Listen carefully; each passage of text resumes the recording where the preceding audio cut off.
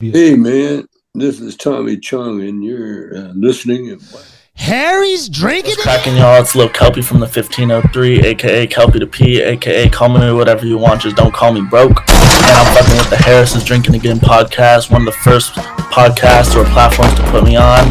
Y'all better stay following them, watching them. Stay tuned for more shit. Big things happening in the future. Harry's drinking again. Yes. Yo. Back up in the building for another edition of the Harry's drinking again Pubcast. I am your host, Harry Too Scary, aka Mr. Harris. And tonight is one of those special 420 episodes. Let's get it rolling here.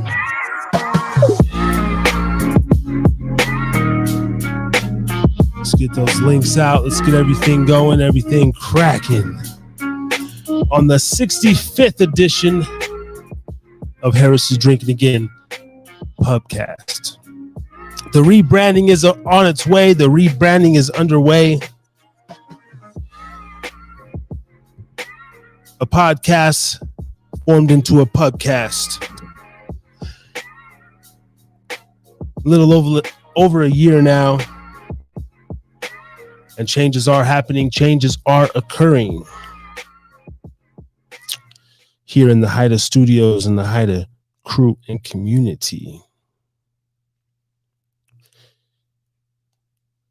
Logo change will be underway here shortly, as well as a few other things. Now, as for the time, it is a little bit later than what we usually would do on the mountain time. It's 9 o'clock mountain time. Still getting that figured out and underway. But nonetheless, nonetheless, we will be still conducting business pretty much on time, like clockwork. Never missing a beat every Thursday night. I own this domain. Thursday nights be mine. Now check it out. We got to give a shout out to the first official sponsor on the Harris's Drinking Again podcast, as it officially is, but get used to the word pubcast. I'm going to be interchanging the two, but really trying to dial hard on the pubcast factor. Shout out to Steve Gubb of Gubba Rum. The allure of the Caribbean. Wicked smooth. Come with me on the journey to gubbarum.com. They are the official sponsor of Harris's Drinking Again. Gubba Rum, wicked smooth, artisanal, and handcrafted. Silver infused with natural coconut. That's their silver. And they got the Gubba Gold infused with that natural vanilla, baby. I will have a couple of bottles on deck here shortly. But nonetheless, I'm also going to try to get this man a liquor supplier to distribute his liquor all around this beautiful wet state of Nevada, because it ain't dry, baby. 24/7 drinking, 365. Oh, do what you want. Everywhere you go, alcohol. So, Gubba Rum, you are a perfect fit to be behind the bar at these casinos and these nightclubs, some of these hotels, resorts that we have out here. It is summer. A nice coconut rum with some pineapple. You want a little sweeten it up even some more, dash some grenadine in there. Throw in a cherry, a little orange, or a little pineapple on a stick with the cherry. That would be my go-to drink probably when I'm out by a pool. That and a nice Pacifico or a long wave, something light, citrusy. So check out Gubba Rum, please. And maybe you can't even see the screen that much. So we'll zoom in. We'll zoom in on the ass, huh? Check it out. Currently available in Massachusetts and Florida. But what we're going to do over here on Harris is Drinking Again. And we're going to get into this. The direction, the changing of the guards, if you will. Brother Ray will not be here with me tonight. We're going to get into that a little bit later. We're going to go over the latest upload on the channel. The first one in a couple months. With a little promotional video also for Dubby Energy.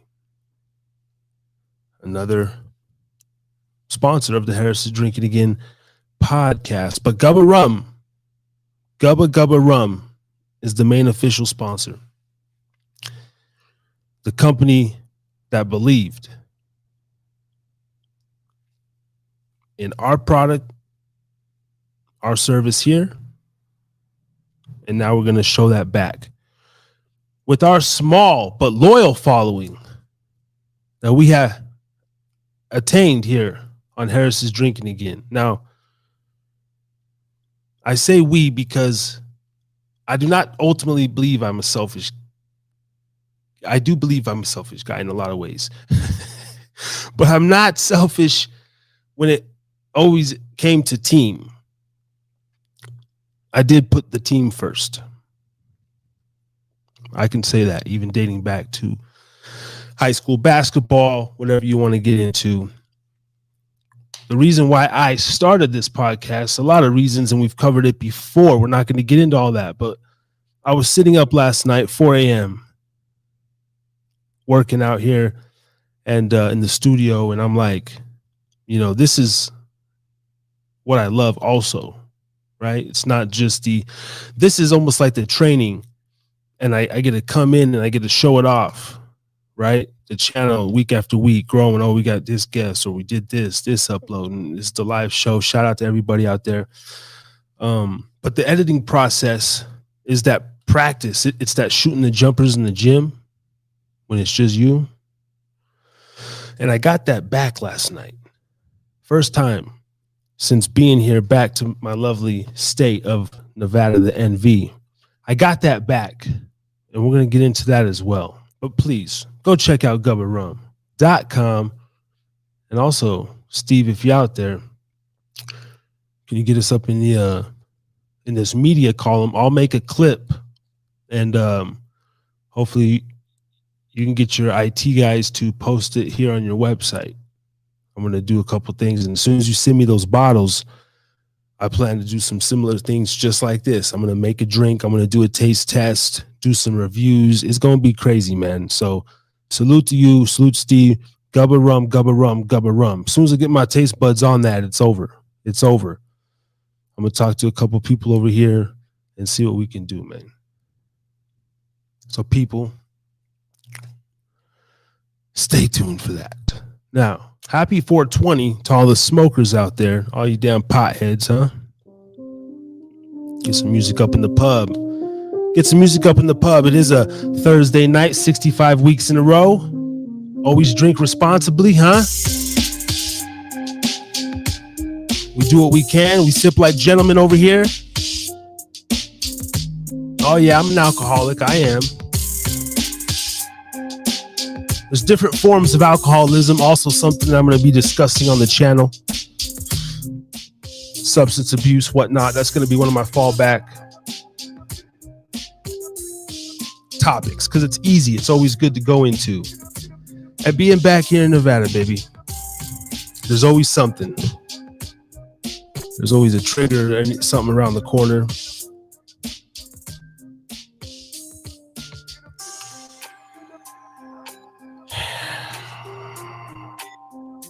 Let's get a little sipper here of some Gubba Rum.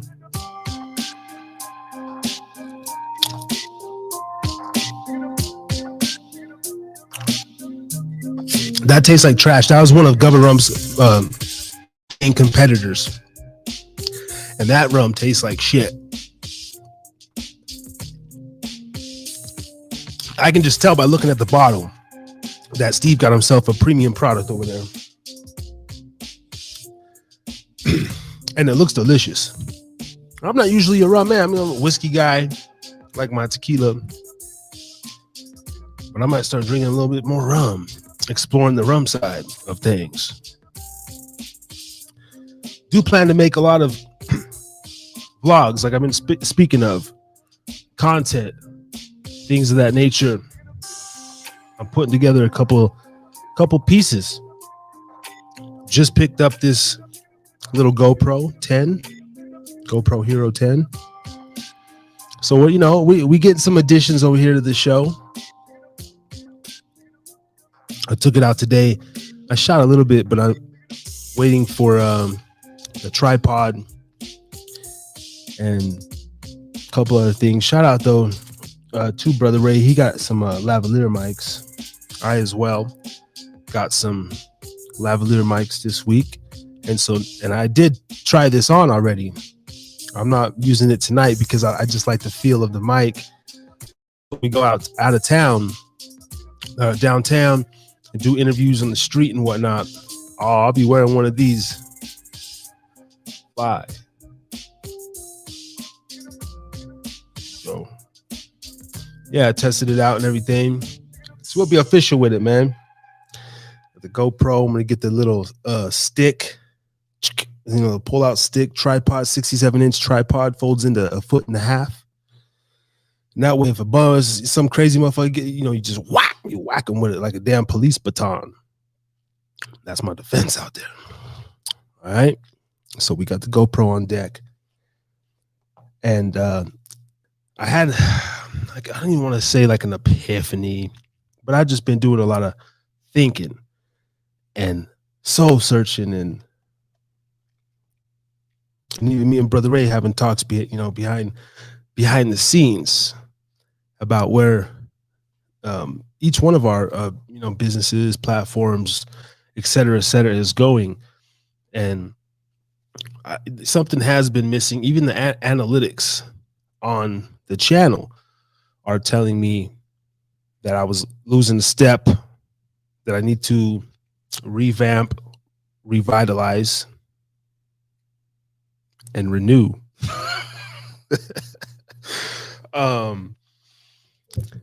Here in Reno. And that's exactly what I'm doing.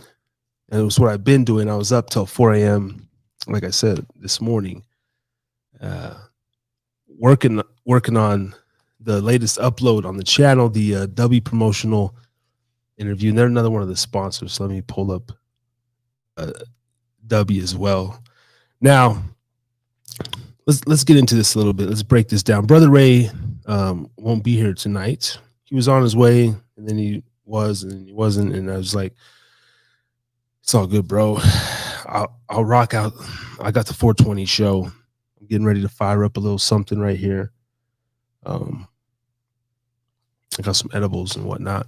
I wanted to do a little bit more of a special, kind of like the Thanksgiving that we did. Shout out to Beeline. Shout out to Steady. Steady link is coming. I'm gonna shoot the link to DJ Steady of Who They Want. He's gonna come rock with us. He just got done doing a 420 event on his show. But yes, a few months back, those were the funner moments. I was really engaged, and I had a lot going on in my personal life. I don't want to put that on that, because I gotta balance it no matter what. And I've been doing a decent job at it, but I was missing something. I was letting the channel slip a little bit, and just the overall, the social media. I'm not a big social media guy, so I was having these talks and these things with myself, and I'm like, look, I'm gonna have to do things that I don't want to do, such as, keep up with the news a little more, sports, right? Lakers Warriors games on right now. I don't know nothing about the playoffs.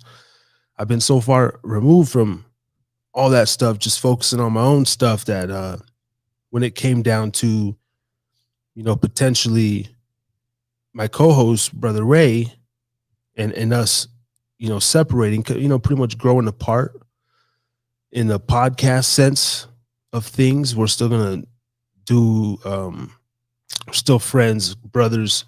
We're still gonna do great work behind the scenes, but the actual Thursday night and just the vibe of the show, and I'm like, what else can I bring to the table? And so I reached out to a few people, like I said, Gubba Rum, Dubby, a couple other affiliates, and I'm going to immerse myself in the promotional side of things, get back on my video grind, start making videos with my drone a lot more, the GoPro, filming drink review videos, drink reaction videos. I want to do a little bit of mukbang, eating out, fun stuff. But I got that back last night. I just wanted to clarify that, say that.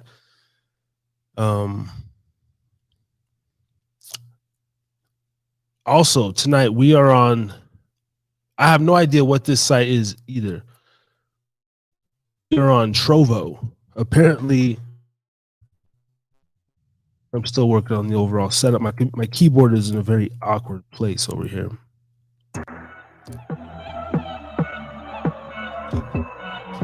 Trovo is an interactive live streaming platform. You can check out the hottest games live, share your own gaming experiences, and join an amazing community created especially for gamers, creators, and doers.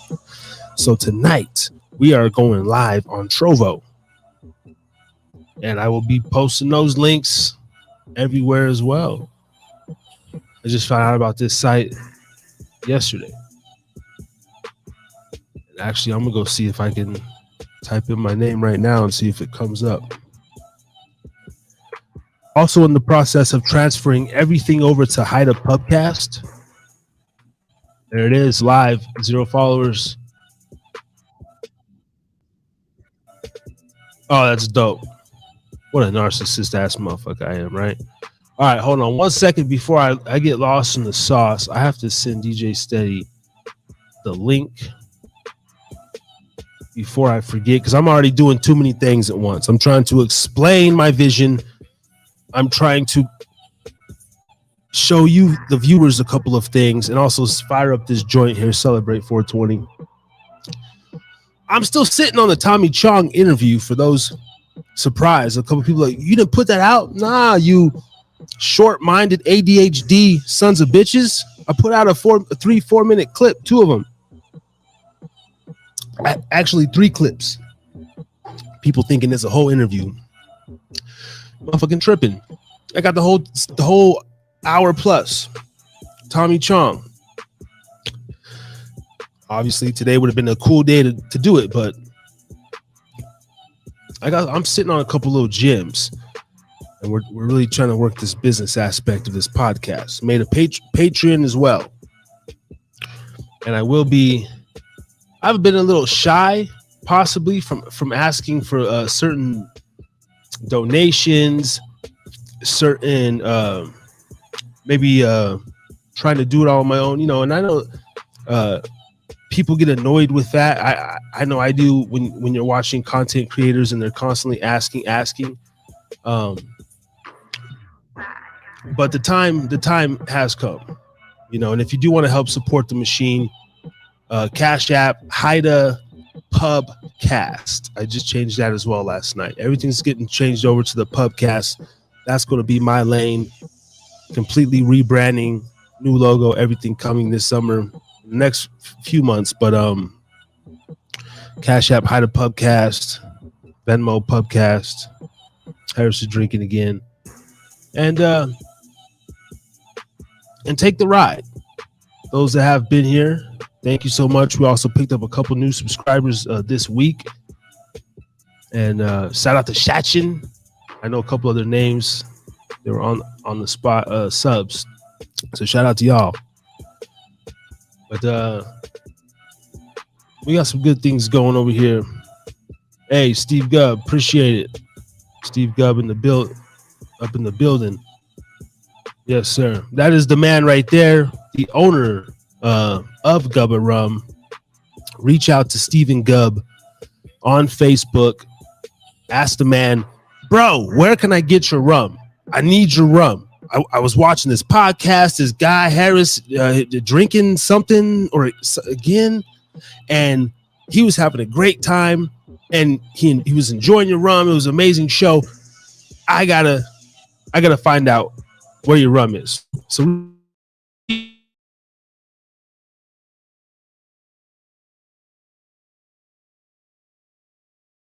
forgive me, but by next week, I'm gonna get a whole platform and everything, and all the links are gonna be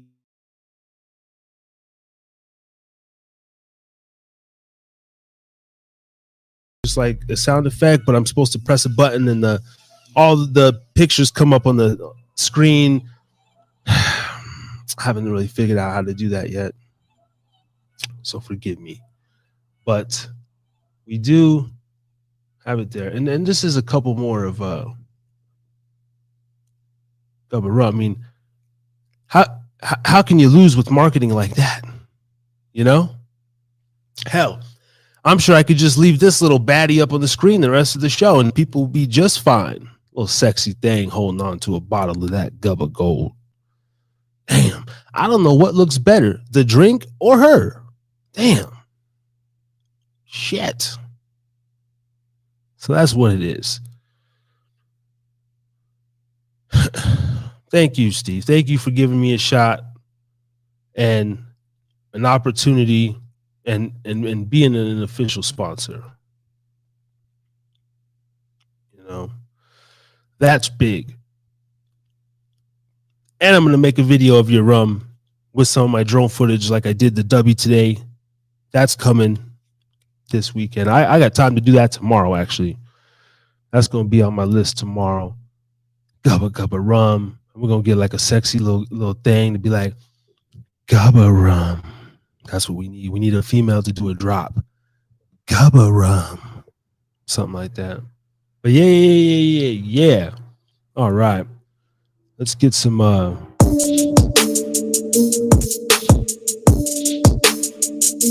beats going up in here. This is the Hyder Podcast Thursday night.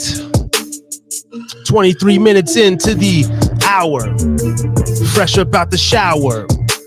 Watch me go devour. Oh, that was just a bar. That was just 2 bars. Or 4. Little 4 bars. But that's what it is, man. Hyder Pubcast. And the vision's crazy, you know. I'm just out here getting it. So I save my pennies and I invest back in myself. And I was thinking today, I already know the complete vision that I have, that I'm seeing this in another year and stuff. But before that, I want my backdrop. And if anybody takes this, I'm going to be pissed. Because I ain't seen this yet. Maybe on some whiskey channels. I want to get some whiskey barrels. You know, the wooden barrels that they soak the whiskey or beer in. I want to get like a couple of those stacked up and have those as my background with some dope lights and like a bar sign with the Gubba rum or whatever sponsors we have back there, and have a little bar set up and make it like a pub. That's the aesthetics that I want to bring. I think that's going to be fucking amazing. Now, let me go ahead and, because I'm just getting warmed up. This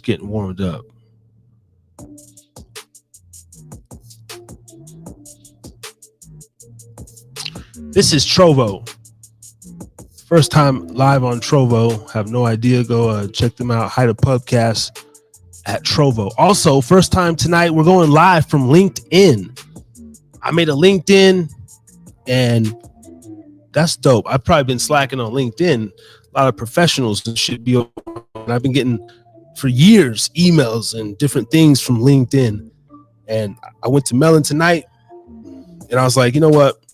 Let me make a LinkedIn. Boom.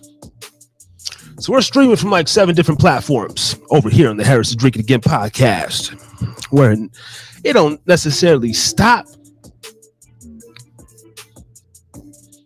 We just quitting, you ass. All right, we don't even stop. It's over. It's kind of over. but that's far from now. Now we're going to see how long I can do,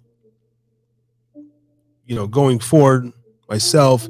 I have a couple of ideas and also fan feedback. If people listening, supporters, haters, drop them comments, fucking, share your thoughts. Hey, I'd like to see this in the channel, or I hate mukbang. I don't want to see you eat. That's some bullshit. Because at the end of the day, I got some little feedback over here. Got some little feedback. Sorry, at the end of the day, I'm a creator, man. And I do want to create stuff that's going to get the views and bring in the numbers. And I was thinking the other day, I want to be that platform that does promote. Like, I was really putting everything in perspective, and I was reading a lot of stuff, and I had a talk with the lady from Sirius about promoting on Pandora and all this stuff. And I'm like, oh, okay, so this is how the big boys are doing it, and I would like to be that platform where we get the vibe right. The vibe, it fell off a little bit from being in Utah. Don't worry about that. We're getting that back. It's like any other pub. You had old owners, and then new owners bought the pub. It's going to take, a little bit of time for the new pub to get its vibe back. That's all it is. So I'm not worried about that one. But tonight, the rest of this show, the rest of this week, every day, I'm committed to it. And I want to become that platform, like a promotional based platform. Me and Brother Ray spoke about it all the time. Marketing, we're pretty much marketing platform. But it's also pretty dope content. And when you can make fun of the content and role play or little skits and this and that with the content, I think it'd be amazing.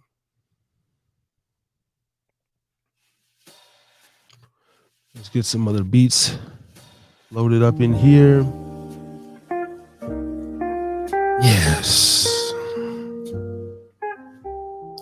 It's a Thursday night, and you are tuned in to the smooth sounds of Harry Too Scary on the Hyder Pubcast. Happy 420 to everyone out there. All right, in that, thank you, Steve. A lot of Steves. I know a lot of Steves. Very common name. We're gonna and Steady. We're gonna get DJ Steady up on here, and of who they want. He has a whole podcast network. He's one of my close collaborators. Shout out to Brian Beeline as well, from the Beeline Entertainment LLC. We've all become very close, and me and Beeline had a dope behind the scenes convo, and the way that we exchange information and help each other out, man, is really cool. So shout out to those two brothers. And I've been doing this for over a freaking year, and sometimes I still get lost on how to take a comment off the screen. All right. Like, subscribe. We're trying to hit that 250 subs, but we still need 17 more to go. We don't care about that notification bell. Fuck that bell. Just hit the red button and forget about it. Walk away, baby. Walk away. Just touch the red button and walk away. It's the best thing for you. You'll come back. Oh, I know you will. Even if it's months down the road. All right.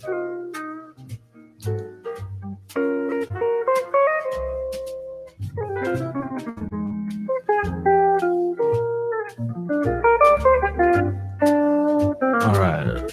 I believe I just sent a link. Steady should be tapping in here in a few. I do want to bring up something before he gets on. 1 second here. Let's.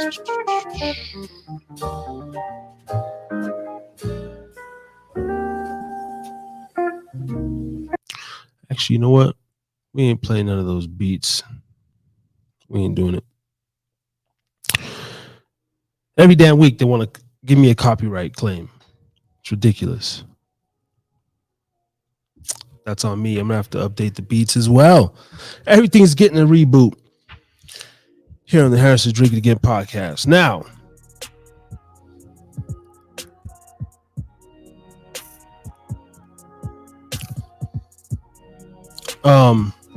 I kind of wish Brother Ray, we had made it official that he was going to come tonight. I think this would have been a perfect send off because it's 420. It's a celebration. We're going to meet up after and kick it.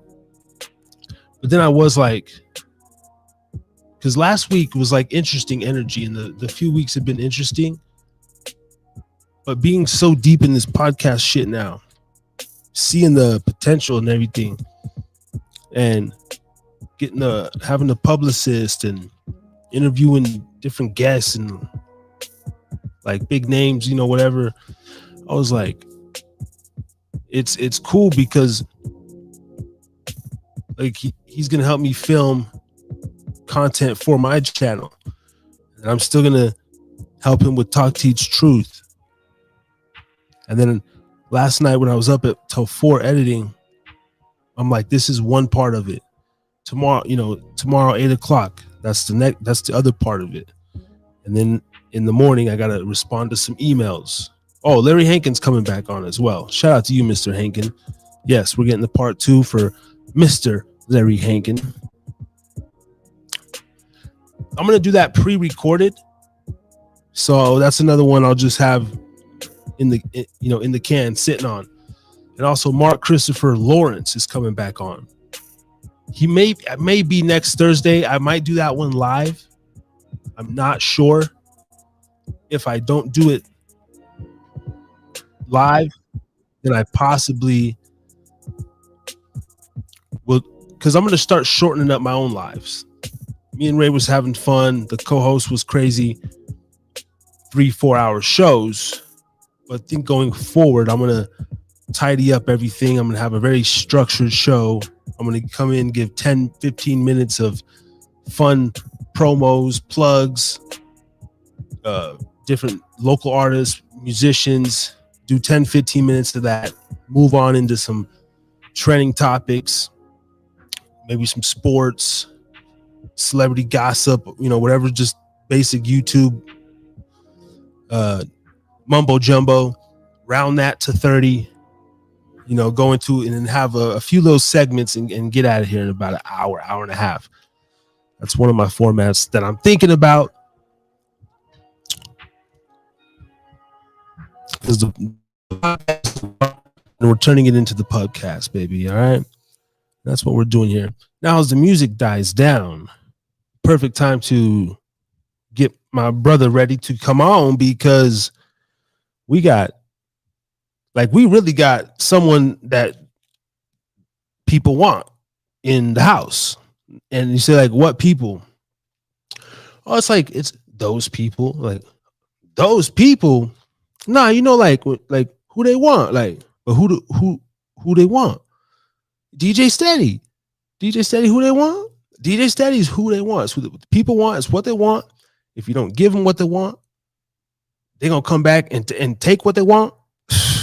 So you might as well give them who the hell they want. And that man is here. DJ Steady. What up, baby? How you doing? All right. Hold on. Let's get the levels right. Let's get the levels right here. Yeah, man. I'm in the building. Yes. Man, who they want. I don't know. I thought that was kind of clever. I was just rolling with it. Let me let's get this camera angle up here, man.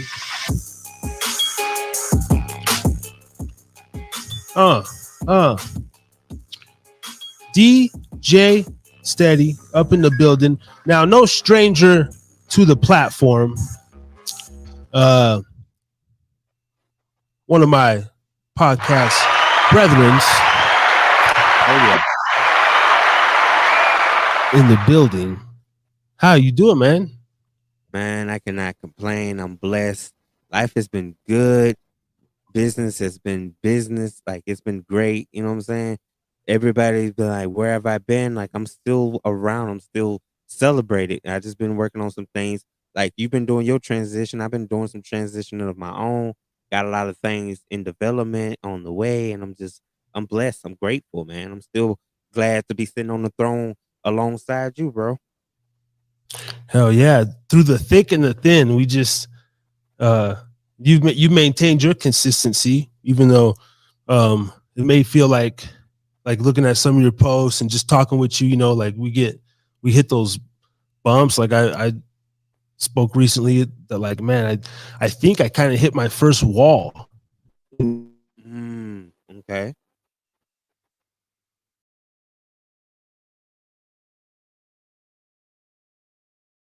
Think you just hit a wall now.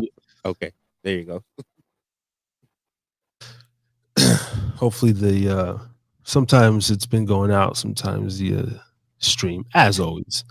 But We deal with it. We power through things. You know what I'm saying? We never let it detour us from our mission of what we really trying to do. yeah, man. And that's what I'm really on right now is like what do I want to do? You know, like what Brother Ray's not with me here tonight. Shout out Brother Ray if you're listening or whatever. Salute to our brethren, of course. But hey, and happy 420 pit as well, man. So man, hold the fuck on. I've been doing this 40 minutes.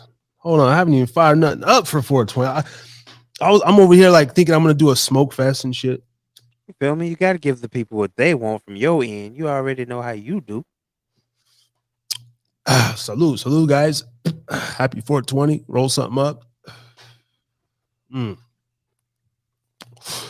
Green Leaf Wellness Dispensary is what is my dispensary of choice over here in Reno, Nevada. Okay, shout out to them. Go check out Green Leaf, something Glendale Avenue, Reno, Nevada. Yeah. But he recently started his platform and everything, and just as a business guys, we're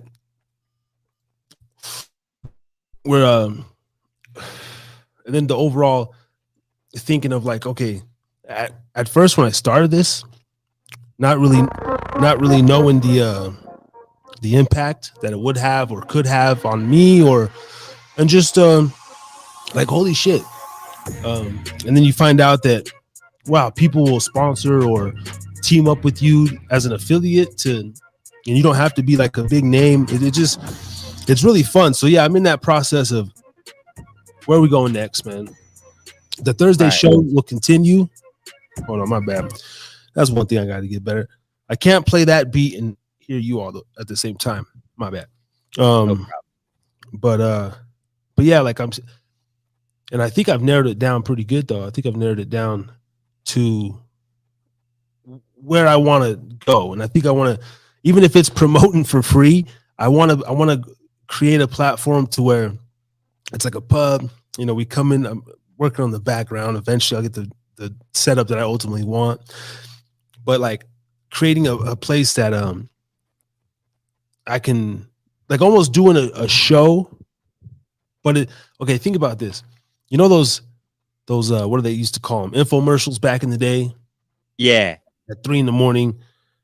Like right. They used to run consecutively and then they stop and have that sit down moment and they talk about how well this face lift stuff would work and all that, and you get 20 to 30 minutes of infomercial and you go, wait, so this wasn't part of a regular scheduled show, it just was like a whole commercial skit?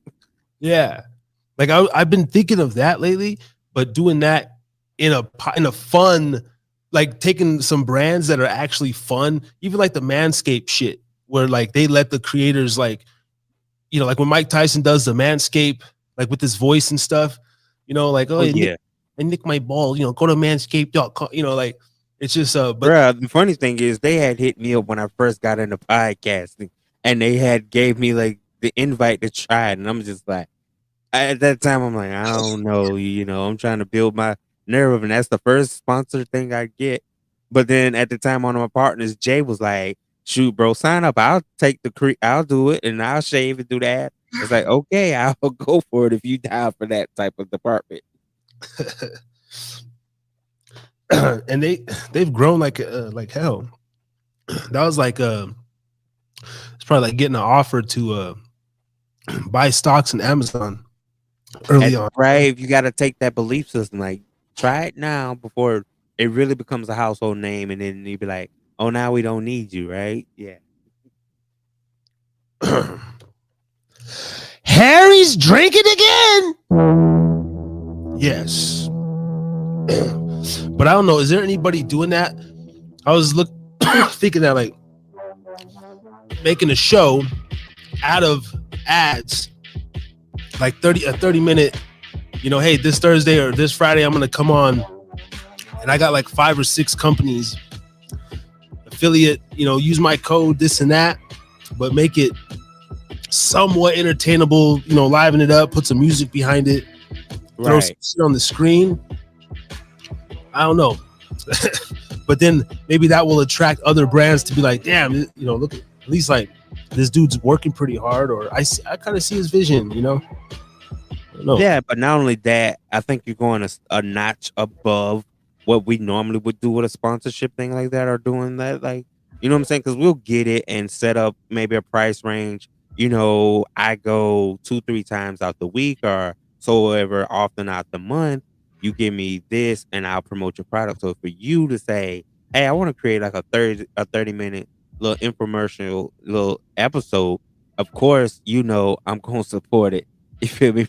Shout out to Brother Ray. Say he's chilling on 420 watching the Warriors in Sacramento. Okay.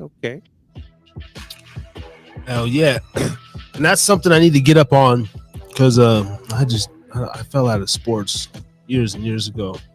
But bro, me too. So you're not by yourself.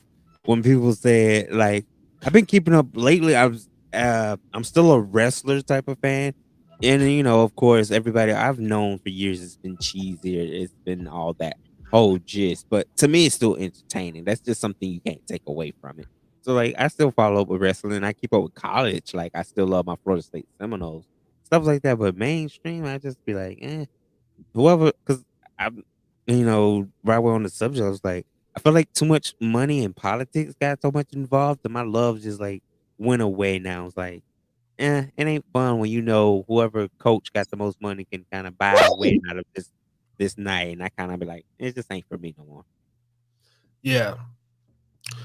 I started to get out of it even before like the heavy politics, but like especially after like even like the Kaepernick shit, I was already over it. And then after that, for sure, I was like, and I'll say for the record again, I think Kaepernick was quote Intel Pro. I think he was paid to disrupt. I don't think he did that shit genuine. I think he was paid off to stir up some shit and be used as a puppet for those people to create some bullshit. So, and I really don't give a fuck if you stand, kneel, fucking crouch. That's not. I don't have a dog in that fight. Right. But I just things like that, and this is where I love having you on, Steady, because you bring a different thing. We get and it's too calculated when you think of even at that time. And if he did it completely out of his heart because he felt called or compelled to, I hope that.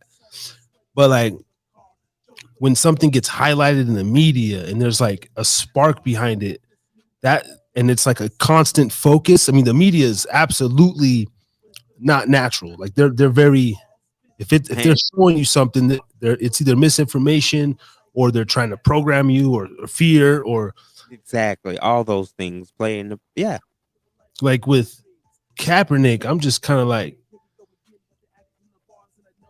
even at certain points in history prior to that, like there could have been other way more influential people to speak up about stuff that was going on, or like, and then like that summer, because what was it, like the year that Trump and everything, I just felt like, All this thing was right. So it played its piece. It played its piece in the grand design of what this NWO movement was all about. You know what yeah, I'm saying? It fall up under that protocol. Because let's just be honest. You know what I'm saying? We had, if that was the case when, Michael Vick got into the whole dog situation, if he would have did the same thing, would that be a moment of redemption? Granted, he did come back to the NFL briefly, but at the same token, like this was like we saw how the whole NFL basically made him expendable. You know what I'm saying? Like you're gonna do like you said. I felt if you say it now, looking back on it, like you could definitely see a puppeted movement because you're not really. It wasn't really an activist. He's a football player. He's a quarterback.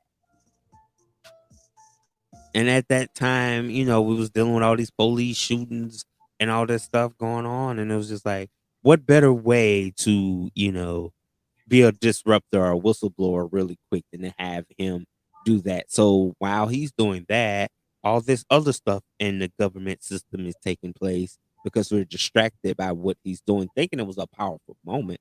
But be honest, they took him off the field instantly. What they did, you're expendable, sir. We'll just get another quarterback. Like, what move did his teammate? Granted, a couple of people did try to support that, but when you're technically, in the NFL, it's proven years you're expendable. Like your best years, I've always said, like your best years in sports anyway would be the college years. So at that point, you just a tax write off. yeah, yeah, yeah. You remember the Tim Tebow hype, of course, being in Florida. Yeah, like Thank you. I couldn't Hot imagine. commodity. I couldn't imagine what it was in Florida. I forgot that for like 2 seconds. That was a stupid question. But of course, just nationally, but he was ridiculed because he believed, like in too much and stuff. And but and and you almost, I heard stories like where, luckily, that's, I guess, a case where his faith or whatever, he didn't let the money and the Hollywood get to him At all. He didn't. Now he stayed true to all those things. I will give him that prop. He didn't buy into the propagandas. He wasn't, you can buy me off and I can switch up and you can see his face. Nah, he took it. He took it with pride. He went and tried the baseball thing. He did sports comments. Like he had so many different things based on his faith that still led to him having multiple intervals of ways to still keep winning. Yes. Yeah. So, like, have you seen Kaepernick? Or, I mean, like, what weirds me out is why a lot of the reason why I don't believe is because they pump something so much, and then, like, I wouldn't even know where to find the guy, right? I don't even know. You don't hear a peep, and then it's kind of like the media cycle. It'll go years, like, every few years, they'll pop out and do their media runs or something like that because they have a Right. scheduled, they have something to promote, and it's so precise. And I just feel like that's what with Kaepernick, man. They're like, we're gonna give this money in the low, you're gonna go stir up some shit. And okay, what do you think about this? Him being a biracial, waffle color, high yellow, half a cracker, motherfucker. Because you had some people, I heard some black people, of course, like even say that wasn't his fight because the way he was raised, like he was two white parents, fairly good upbringing, Right. in the suburbs, but he was still a brother by the world. He and do you think that they're like, say if that would have been old boy from the Ravens, the quarterback from the Ravens, his name Lamar Jackson, like, I mean, like, what do you think between the skin color? Do you think that played anything? Like if Lamar Jackson would have kneeled and kicked that whole shit off versus Right, versus him doing it. I feel like with Lamar doing that, it would have been more of a harsher thing for him. You know what I'm saying? They would have basically did what they did, like how they did Kyrie when he did what he was doing. It would have been like, okay, we're gonna fine you. You're suspended for X amount of games. We want a public apology. Like it will determine, are you going to be the simp that's going to apologize and do it because you need the check, or are you just going to be like, I'm gonna stand on my grounds? You know what I'm saying? Depending on your character and your background, he might have been one of the brothers that would have stood his ground. But then at the same time, he got a family to feed. You know what I'm saying? His thing would have been like, I'm gonna fake it till I make it. Like I'm gonna do this and I'm gonna suck it up. You know what I'm saying? Look at even going back to when Nick Cannon was saying the stuff that he said once upon a time that got him, when Viacom snatched everything from him, and he was such an activist and political. And then what? Like a week later, then he goes, "Oh, I'm sorry for what I said." I'm like, so it's cool to fight for these beliefs, but as soon as they endanger one paycheck, is like, oh nah, bruh. You know what I'm saying? Like y'all brothers are so controlled by the root of the money that you ignore your principles. Like Tim Tebow's a guy that respected his principles. Like he took that cut. Like, bruh, look, I'm from the Philippines. I can go back home. I can do so many different things that I can still survive off faith. Some people just get in that TV hype, and then you got to look at that time, Colin Kaepernick at that time was like that Michael Vick of that moment. Then he took that kneel, and then you go, oh well, San Francisco is not like there was leading, going so much further anyway. Then we again take camera focus. Look at the whole Kanye was what the hype of last year, moving into earlier this year. Now you don't hear Peep unless he's spotted with his wife or still at some sort of gala or something. Yeah. It's Damn me. selective. Yeah. And that right there is why I got out of the whole the whole stuff and thinking about podcasting, and almost like I need to bring some of that into it. I think a little bit at some point. Maybe just enough. I just need just enough. I need to hang out with Brother Ray and School more, smoke a doobie. Okay, he had 14 points in the third. All right, cool. Yeah, so last night Brandon Ingram with 14 points in the third. Right. Just to give him a recap real quick, just to have something to nudge your way in. But Yeah, don't make it like your primary function because that's not your thing. It's just not your thing. yeah. I, I definitely belong on like Rumble or one of these offshoot sites, because I don't want to. I have my conspiracy theories already set in stone and what I believe in. Not that I really want to delve down the rabbit hole, but topics like that, like I would do well on. Bingo. That's what you're well versed in. It's something you're well versed in. You can go toe to toe. And you know what I'm saying? It makes me from the outside like I'll go down there with you. But then you broaden my horizon and go, oh well, I got at least to the starting point. You just took me a little bit further. So now I can run these laps with you and I'm well versed in it and stuff like that. Yeah, yeah, it's fucking. That's I think that's my lane though. A little bit, not to the point of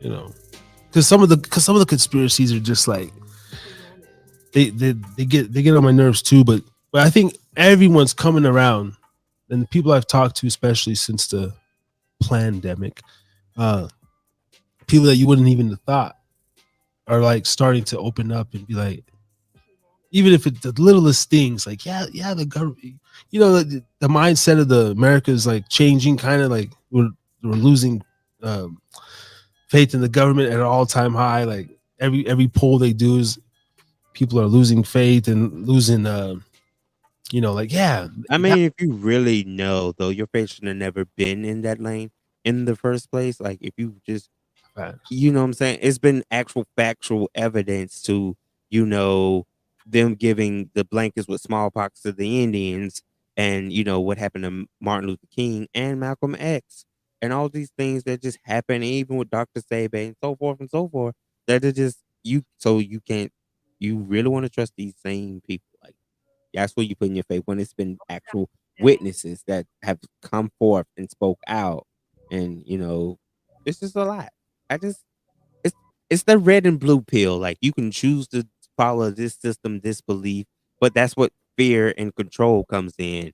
You know what I'm saying? We are selective in how we choose to delegate with situations. or find out, well, that's so much of a conspiracy. It's not even a conspiracy when you sink it in your essence, you realize it's the whole total truth, but your consciousness choose not to believe it because you're so programmed that they got it where, you know what I'm saying? You can lose all this if you believe that. When you can just be like, okay, what's Mm. more important to me? Like me, my soul and my moral values is like way more important than you promising me 40 acres and a mule. Like I probably ain't gonna never see that 40 acres and a mule. And I'm okay with that because I don't live long enough to be happy to eat off the land. Hell yeah. Can make do it just a little bit. Shit. Just a little bit. We're natural born survivors. You know what I'm saying? We've been put up against the wall. You've been had that bucket put on and you had to dig that tunnel on the ground to get out of this box. Like I don't like being in a box. Right. Hell no. Do you think that's something that why you at this age in your life and stuff like you became like a podcaster? I mean, do you think Yeah. a lot of us do it because we have this sense of it's independence and it's the freedom That of it's we can freedom of speech. fuck yeah. Because somewhere across this universe, across this country, is a group of people that have that same ideals mind structure, but just won't speak out because again, fear is designed to suppress and control. I'm not one of the people that get up every day and turn on Good Morning America and have to watch midday reports and all that. Like I don't drive all that. I'm not driven by that. Granted, I do care what's going on, but I look at the universe around me. I look at the energy around me. I'm not, you know what I'm saying? Just nothing I can do to change energies where I'm not at and that I can't control. You know what I'm saying? If it's not messing with my income, it's not messing up where I lay my head at. Like I don't really have a primary function of really have a concern to it. Right. Hell yeah. On that note, Harris is drinking. Harris? Oh shit. There we go. On that note, lately, what is how's your channel been going though? Like, or just your brand? I mean, you got a whole network, so your shit's a little different. I'm over here just pushing, a couple little YouTube and stuff, but like, what's the vibe of your platform been like? The like, tell us about some of the guests you've had. Like, what are some of like super dope conversations you've maybe gotten into so far this year? Right, you know what I'm saying? Shout out to the B&W show under my network. Aaron and Vale has been really thriving and keeping things going for me. And still doing music interviews with independent artists. And the Misfits, Duchess, and Cal, like we still be in sync with stuff and we plan stuff. Like again, I'm one of those open verse people of you have interesting conversations. I welcome you on. Like I'm not looking for a celebrity catalog to build my career on. Granted, the wisdom I've had from people like Tommy Chong and just so many people down the line, Pudgy the Bad Bastard, and having those people like it's been great to have them under my belt as people I've interviewed and got great knowledge from. But lately, just the thrill of sitting back and producing has become my thriving point because now I get to learn both sides of the spectrum. That's dope. Earlier, when I started the show, I was speaking on, since I made my way back home over here, it's been the personal stuff and everything, and I've been maintaining it. But like last night, bro, I stayed up until about 4:30 in the morning, and I just got it in, and go check out the last video on my channel. Little Dubby flying my drone around, just threw some stuff up, and but it was the first upload in a couple months, and I just went through my channel and the whole brand, right? Like I took that time to sit down. I put my bio in Twitch for the first. I'm doing the shit the whole time. I got my bio in YouTube and but like not in Twitch, and just going through and naming stuff, but I got the Elevate. Yeah, I got the love back last night, or not the love back, but for the first time, like finally like got in that zone where I'm like, okay, cool. Like I got a video up now, but I'm gonna do the next one's gonna be better though. I'm gonna do this, and then Gears are working now. You're strategizing now. You're getting things prepped and ready. By all means, like I just did my little spill on my network where I did like a karaoke kickback in honor of 420, which is something I'm gonna do like weekly on my network now. I'm in the business now of doing things I love now. Like, I'm not sitting up here thinking every episode has to be based on who can I book as a guest to make content. It's like, hey, I'm into poetry, I'm into music, I'm into just vibing with good people. So I'm like, I'm just building like fun moments for people to come hang out, still doing, crossover events like with my man Jason Craig on Bring the Popcorn. Like I come through, shout out to Brian Beeline. Like I go, like I'm that type of, podcast creator where I can still hold my crown and do my thing, but I can also show love to my brethren and sisters or whoever just says, hey, I'm just looking for somebody to come chill. Like I'm flexible like that. I have no problem, being affiliate to anybody's networks. Yeah, that's dope. I'm the same way. Like that's why I made connections with you and B. Okay.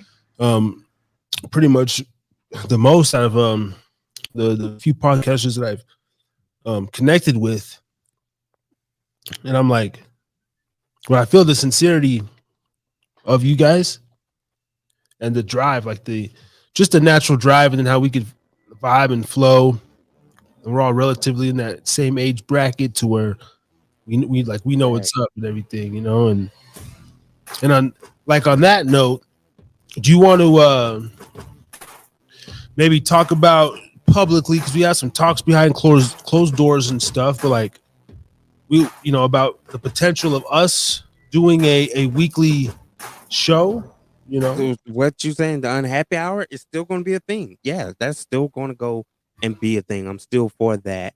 You know what I'm saying? Because it's all about talking about the irrational conversations. It's all about being whistleblowing. It's all about just pouring up a drink, rolling up a good doobie, and just being like, "Hey, I just want to chill and vibe and discuss some of the weirdest conversations, or not even so weird. Might want to talk about you still being a great father that you are, and how things are progressing. Might want to just say, hey, I just want to stream music this episode, and we go back and forth on what we think about that particular song. Right? Hey, you fucking bring me up to something. Oh, let me hit my I got a little thing here. Is it this one? Hold on. It's time for Harry's rant of the night. You reminded me of something, because my son. Oh, this pisses me off. Hold on.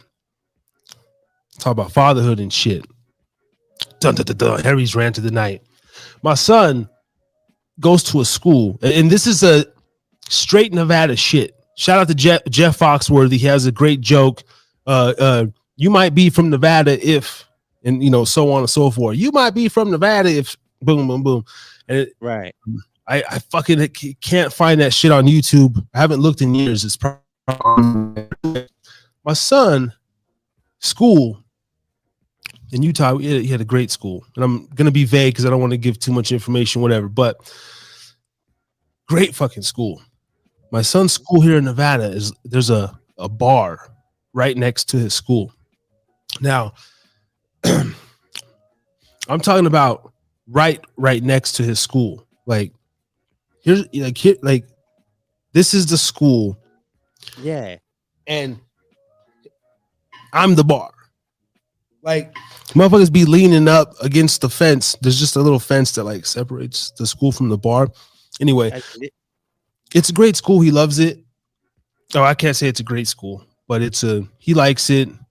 They appear to be pleasant there with the kids and stuff, and it's just way different. But I always think of things in terms, because I have this idea of like running for mayor. I have no idea what being a mayor would include of it, just some stuff that I have in my head. Okay.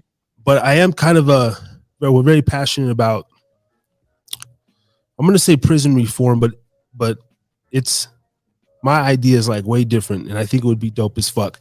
And I hate motherfuckers who litter.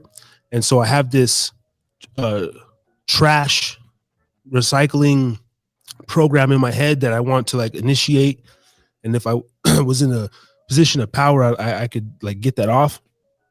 And then But I was thinking, I was sitting there waiting for him to get out of school and everything, and I'm looking over here, and it's like it says bar, pool, slots, and it's got fucking advertisements on the side of the window, and I'm looking at his school, and I'm like, again.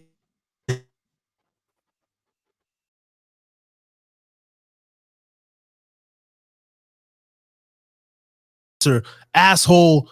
I said, how is this even possible? Now I know for a fact that the bar has been there.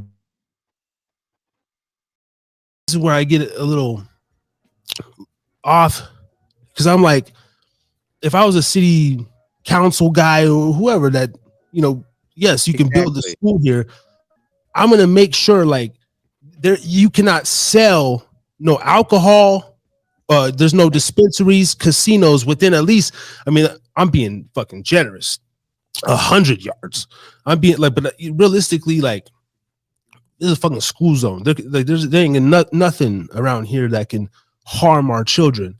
And then a lot of these kids that live in the neighborhood, they probably still go home to those horrendous conditions with parents who drink and get violent and stuff like that. Right. And I was just looking like, damn. And then the school itself they're all built like junior industrial prison complexes. And so that was my little rant, my little thought, to where I would not allow this. Number one, like you got to be a couple hundred yards away from a school. We're not going to have this near it. We're not going to have that. And just I want to talk to the people that make those decisions and like says that exactly that's okay. And that's what those, you know what I'm saying, when they have council meetings, I feel like you should do that. Like, take a stand to light that fire, because if you don't, how long is this going to go forth? To right. Who knows if not for nothing those kids are leaning against that same fence and one of those guys, offer them a drink or something worse. And who are you going to blame in that situation and go, well, you should have been watching the kid? And they go, well, if you wouldn't have had this here in the first place in a school zone with young kids, come on now, let's be real about it. Some things got to be real, like gentrification and all that and stuff. Is like, you just bam right there, like, this is your future, kid, as you walk out your school or you enter this school every day. Just want you to take a long, hard look. This is where daddy spends all his hard-earned money with, and they don't need that. They're kids. Let them still have an imagination. Let them still have dreams. You putting something like that close in a school, that's harsh, man. That's like putting a prison right there, and you go, well, the school's already built like one, so let me show you your future. Yeah, it just doesn't. And being a fucking guy who's been down the ropes and done everything under the sun, what comes with drinking? Well, thoughts of lust and sex and all just these things, unruly people. And I know cocaine sales go on in liquor establishments because you need a fucking like, and then just the traffic that goes through there. And I'm just like, oh goddamn setup, and I'm like, that's fucked. So, this was a middle of the year thing, so we got them hopefully in some other shit next year. And there you go. But going forward, that's exactly. And I commend you for even acknowledging it. You know what I'm saying? Because most people say it and be like, as long as you just go to school and come home, but you're trying to teach your kid, like you say. We spoke on previous podcasts where you give him so much leadway to do certain things, but then you're still going to be like in that vicinity, so you can still kind of have some control of the atmosphere if something popping off. Like, you want to be where I know I'm sending my child to get an education, but not to come home and be like, Daddy, what's 100, foolproof this or and stuff like that. Where do you get this? Well, there was this label on the ground, and I just happened to read it while we was walking or whatever. And now you trying to explain to him what, you know what I'm saying? He's getting into stuff that he shouldn't have. He should know what the actual form of getting chocolate wasted is at this early time period. Exactly. Broken glass. That's not healthy. Just absurdity. Like, I was just, man. So that's one fucked up thing I will say. Reno, Nevada, that's bullshit. Cause see, in Utah, you ain't gotta worry about that shit. And that's honestly why I like the fucking the tight ass, strict ass liquor laws out there, man. That shit works, bro. And And if you want to, tell everybody this: if you want to get drunk, you can kill yourself off alcohol just like anywhere else. You can get as drunk as you want. It's just they actually have preventative fucking measures, at least a little bit, to like curb you. You actually have to drive to a different spot to get the liquor from the beer, and you literally can't get it after a certain time unless you got a buddy and you just go over to his fucking house and he let you take a shot because it's Sunday. Like there's actually I recognize those methods, and I'm not saying Nevada needs to take on those saying. I love the freedom out here. I love being able to buy a shooter and order a triple. Motherfucker ordered a triple shot for me. What did he come in and ask for? A triple crown. Yeah, triple crown and Coke. And that's just some shit. Probably in Florida, same shit. Doubles, triples. Exactly. You don't give a fuck. Right. But there's a certain implication to get that type of stuff. It's just, you know what I'm saying? There's places and structures around that type of thing. It's not like, oh yeah, by the way, drop your kid here and come on over here. Yeah.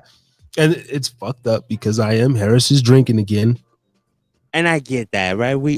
But you also implement the responsible side of, because you said you done been through that side of the world where you've been dabbled in a lot of devilishment. You learn from that and you've grown from that. And I'm going to forever give you your flowers for it because it's not easy. You know what I'm saying? At any breaking point, who knows, that might trigger a relapse one day where you just be like, I'm stressed out. Yeah. Son, have a good time. If I pick you up, if I don't, somebody will come pick. You know what I'm saying? You could become that. Not saying you would, and I wouldn't manifest it, but it's just you don't need that type of temptation that close between the balance of me being a good dad and this is where 20, 30 years ago I once was, and now as I'm dropping you off, I can go right back to that. Yeah, it was funny because when I really noticed it, and I was like, oh, that's perfect. I'm gonna bring this up in the podcast, and then it made me feel good because I was just like, cool, that's content or whatever. And hopefully I did a good enough. I'm gonna get better with my rants and everything. But I like it though. You implemented it right. You structured. We weren't supposed to be on it super long, but it's just something I'm thinking about and be like, man, I got nephews growing up and now, and certain things they're starting to as they're getting older now. I'm like, that's a conversation we can have as you continuously get older. But it's not something as a kid. I'm like, what's that? Nah, we don't do that where I'm from. Like, that's just not. Yeah, right. Like, I mean, at least I'm sure you would have one maybe down. I mean, do you know of any schools that, and then you literally see a fucking bar? That's just absurd. Oh, nah, like us, I think we have school zone policies where they have signs out that say none of that stuff is allowed within the school zone district. Like they will have police and like they police that type of things around here. You know what I'm saying? Right. That's not happening. It's just incredible. And then of course, right, like down the street is another casino, like a big ass casino, but it was funny because I was sitting in I think I was taking him. We were like waiting, and I was like, and I I'd be joking with my son shit, but I said I was like, imagine if if dad was just if you get out of school and then I just tell your teachers like, yeah, just like tell them to walk over to the bar, like just like I'll be there, I'll be there at 3, and just they'd be ready to call some DCL people like you're a bad father, like right. It's just some shit, man. I don't know. I was just some bullshit. So city council leaders, if we can get it together a little bit, a little separation, and we'll greatly appreciate your service too. Yeah, and do better, man. Jesus, man. Oh my God. Do a little bit. We ain't saying be perfect. Just do a little bit for the sake of the future. And it's the future. Yeah. We're moving on. What do you think about this whole Jonathan Mayer situation? Jonathan Mayer. See, I don't know who Jonathan Mayer. I don't know. Majors, I think I said Mayers, like Majors, the actor. He just played Kang in the Ant-Man movie, and he's who Michael B. Jordan just fought in Creed 3. Then he got in this domestic violence situation with an alleged girlfriend, and now Hollywood is like, they blackballing him like instant. Like, Was he? He He was the. hasn't even been proven guilty or nothing. Hold on. Was he the other brother that was he fought? You said. Yeah, it was him. You know what I'm saying? He was in The Harder They Fall. He was in that. You know, he just building his catalog up. Like, but Ant-Man, the new Ant-Man movie, he was playing Kang, and if you seen Loki on Disney Plus, he was, you know, that one dude, whatever, still Kang, one of the personalities.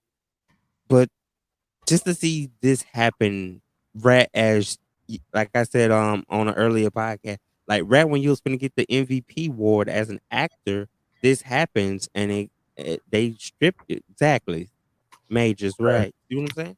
Dropped from 2 projects, multiple brand deals. Okay, story. Well, let's fuck with Yahoo. Let's go to Yahoo. I guess. I don't know. Complete lie. Okay. Okay. It abuse allegations, huh? Unnamed woman without injuries. Okay. Yeah, it's another smear campaign. There's 2 things. Oh, hold on. Majors scratching at this moment. She was hitting and attacking him. Okay. Didn't see the woman again. Oh, wait, is she unconscious. Oh, she didn't die though, right? Nah. Oh, okay. Found the woman unconscious. Okay, with the new evidence is a complete lie.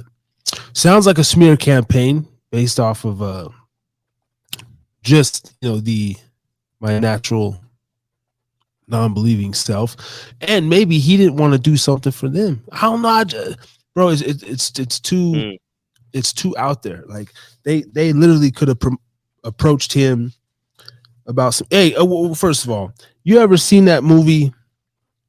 That there's so many movies that predict the reality of just what's going on, but that what was it? Oh damn.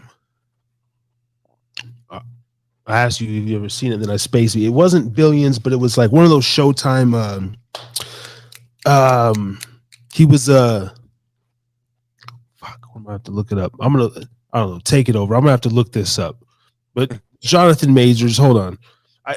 He was a fixer for Hollywood. He was like a Hollywood fixer, and say like they literally showed everything that went on, behind the doors as far as.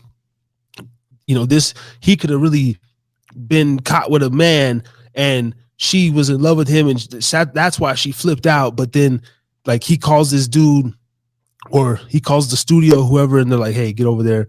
And then they instantly like flip the story, and then they say, "Hey, we're gonna have to make it look like you hit her," and like, but that's his price for them not to find out that he's really gay, or like. Right. That quick, right. We've seen that in the movies, right? Like, yeah, this is gonna be a cover up. You're gonna ride this wave, knowing it's false. It's a false thing, but now it's destroying your reputation, bro. Like, was it really that? Like, we done dealt with this countless times where like people have came out and decided to be openly gay or whatever. That's your spill. We're not here to judge you for that. Yeah, I need to fucking remember that movie. It was a TV show. It was a damn TV show. I'm so horrible with certain movies and stuff. But Right, it was, I'm trying to in my mind remember too. and I can't even think of fuck. Oh, it's gonna drive me crazy. I don't know who's in it or nothing. I just know the movie, the show, what it was about. But he had a fixer, and this main dude, he would just go around fixing shit. And then like the last before they cut it off or whatever, because if they kept making more seasons, I'd love to watch it.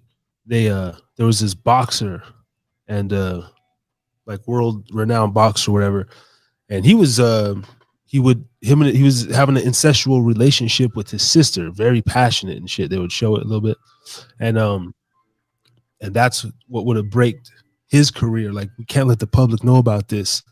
And I don't know, he ended up killing somebody or some shit. But it basically shows the levels of like, if you want this fame, this Bingo, right? This is what comes with it. These are the things, that blood sacrifice, that blood oath thing. Like these are the ritual aspects of, oh, you're doing some real dirt like this. Now we can make all this go away. Granted, she's gonna have to die, but yeah, we're gonna make it look like you did it in self defense. You probably do a little jail time, but yeah, you'll be back on Hollywood premises, and you'll be like, is it really worth all that now? You know what I'm saying? Because we've seen that. I've seen it. You know, being that I'm one of the people that do a lot of research into stuff and be like, how did you went from 0 followers to 100 mil in 3 days? Like, that's not humanly possible. Like, sacrificing. Like, even going back to the whole Jennifer Hudson and her whole family being basically murdered and then seeing her go further and beyond. Like, so we're just not going to ignore the fact that her career ain't taking off. She's getting Grammys, all this stuff. Everybody knows there's a conspiracy behind that whole blood sacrifice of her killing off her family for it. shout out to Professor Griff, one of my first early YouTube father and mentors, Professor Griff of the Public Enemy.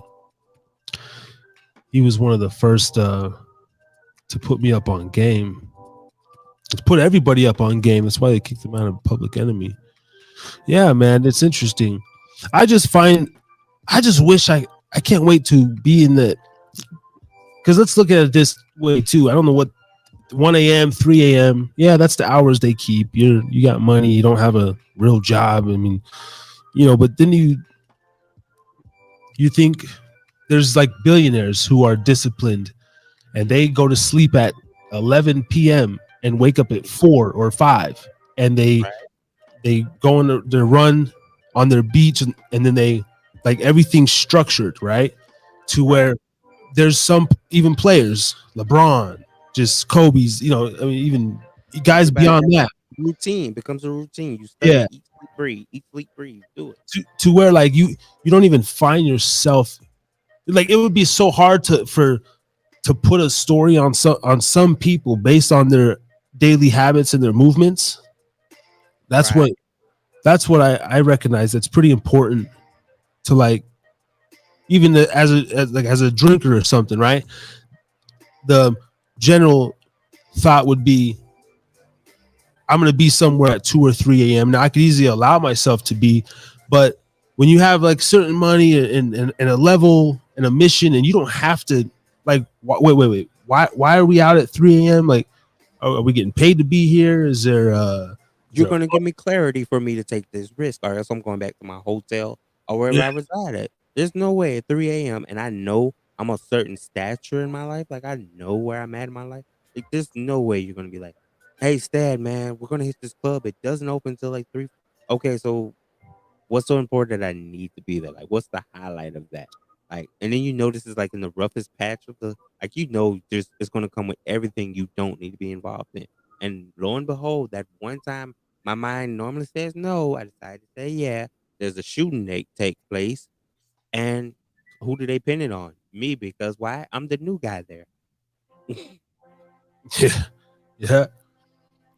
That's how I knew I was getting older, and like when I became a dad, because I was realizing, like, oh shit, this is why people go home early now. And okay, I didn't have a reason to go in late, or I mean, and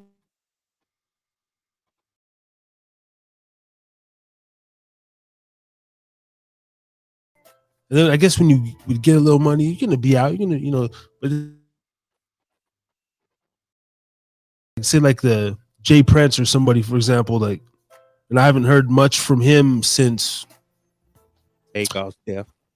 Yeah, he's pretty quiet. My boy Charleston White still going wild. I haven't really been listening to Charles White lately, but anyway, there's like, Jay Prince spoke about the feds wanting to kill him for years, and that hitman who tried to take him out, but his myth is like the way he moves is crazy, like literally, whether it's people around him but a lot of that comes to his discipline. It's just his daily. He's not going to be caught doing a whole bunch of nonsense, or like some of these guys, like a Dolph, Lambo in the hood, like a PNB, Roscoe's. I mean, like that's just what everybody said.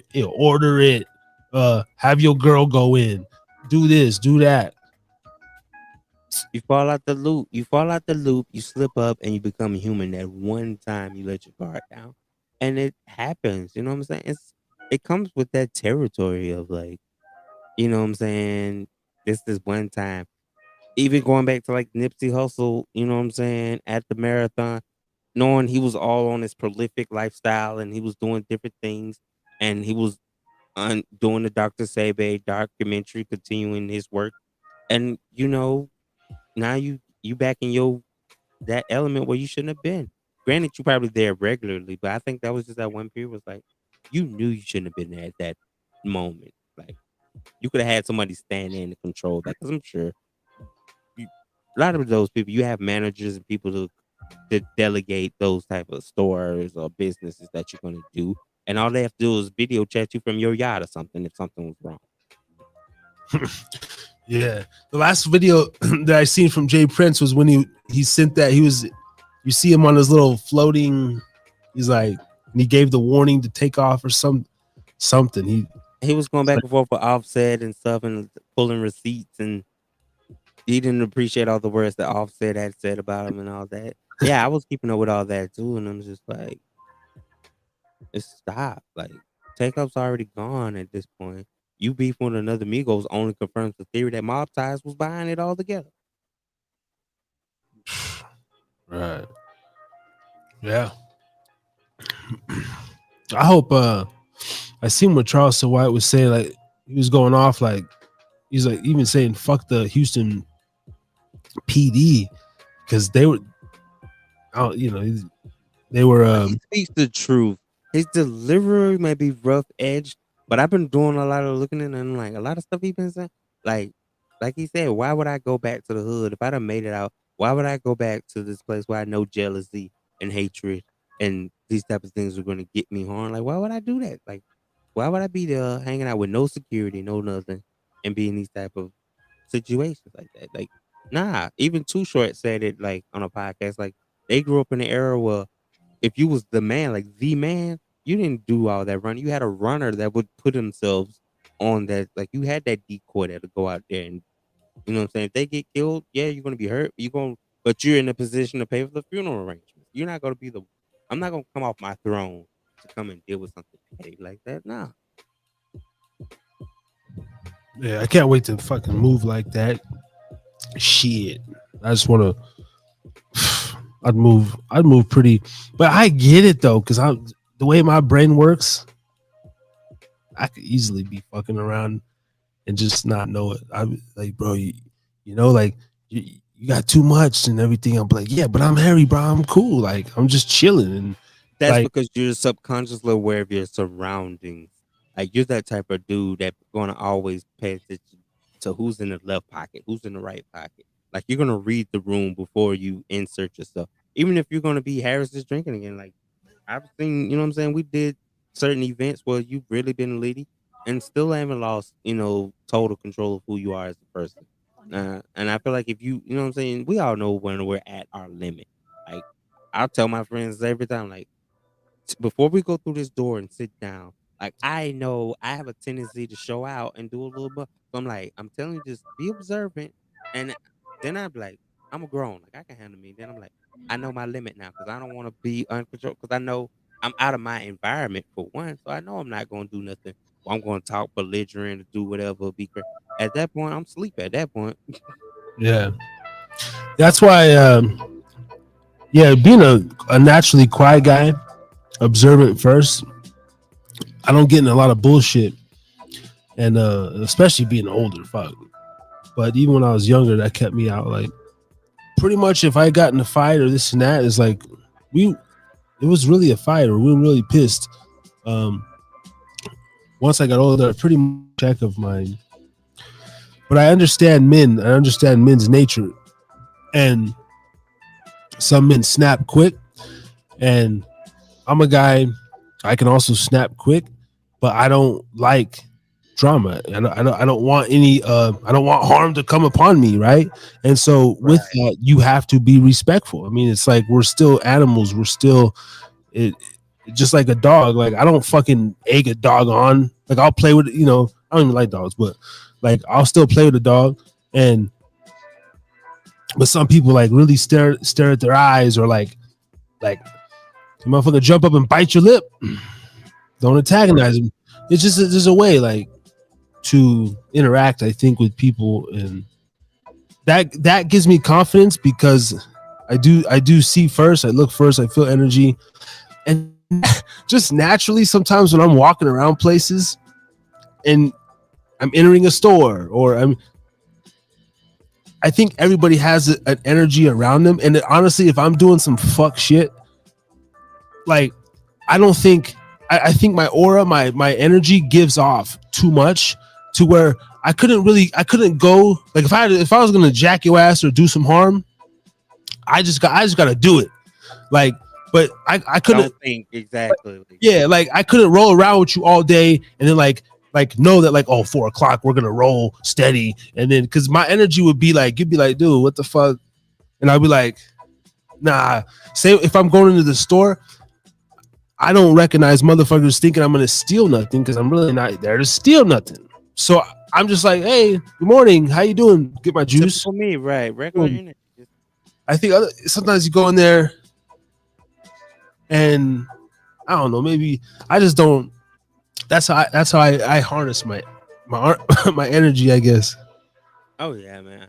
And I have gravitational energy too. So like when I'm there, I know I'm good at been under the moniker of DJ Steady. Like I'm a great hype man. Like I will hype anybody up. Like me and my friends while I was in Texas, right?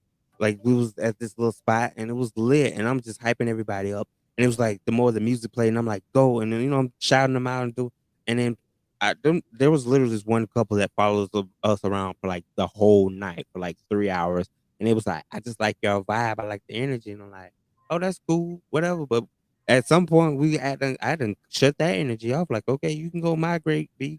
You know what I'm saying? I'm not one of the people you got to stay because by that way, you want something from me. Like, you're gonna have to go on your separate way now. Yeah, that's good. That's cool though. You know that I could feel that. I'd be a little. They were just rolling with you, like you guys. It was fun. Like they wasn't on no bad vibes. They just liked to dance, and I was like I say, I'm clapping and I'm rapping and I'm hyping it up and just giving them some energy because I yeah, like the vibe. just like instant, but like those people that are kind of like instant friend, like we're just instant. Bingo, we bonded. We had a bond. It was an incredible moment, but don't look for this to be a routine thing with me. Like I'm still gonna hang with my tribe, and I encourage you to hang with. If you mingle with everybody. But just nah, bro, don't be weird around me because you know what I'm saying. Certain energies, certain people like that, those are the Judases in the group. Like, all right, they finna jack us as soon as we, take another shot or we walk out of here, and they done party with us just to see what we doing, to see what bank account we looking like. And I ain't not saying that was happening, but I'm one of them people. I'm very cautious. Like, I really try to read you before you just really in my circle. Like, I'm not just open like that. But steady, you get along with. Yeah, I can get along with everybody, but I'm reading you as I'm trying to get along with you, so I know what not to say around you, what not to do around you. You know what I'm saying? You might laugh with me the first 10 minutes, and the next 10 minutes, you be like, "Your laugh is annoying." I was like, "Oh, so you don't like jokes too far? Got it." Mm-hmm. Yeah, that's good.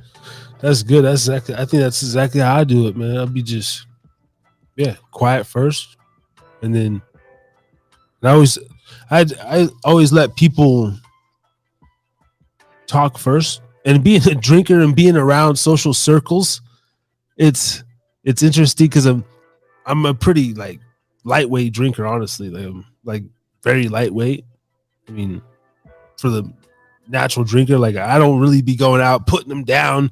I got my limit, and I know the limit. And then when you see people go over that, and the talkers come out, that's when I like to sit back and like analyze, right? Like in the pack, just like, okay, this is the bravado guy right here.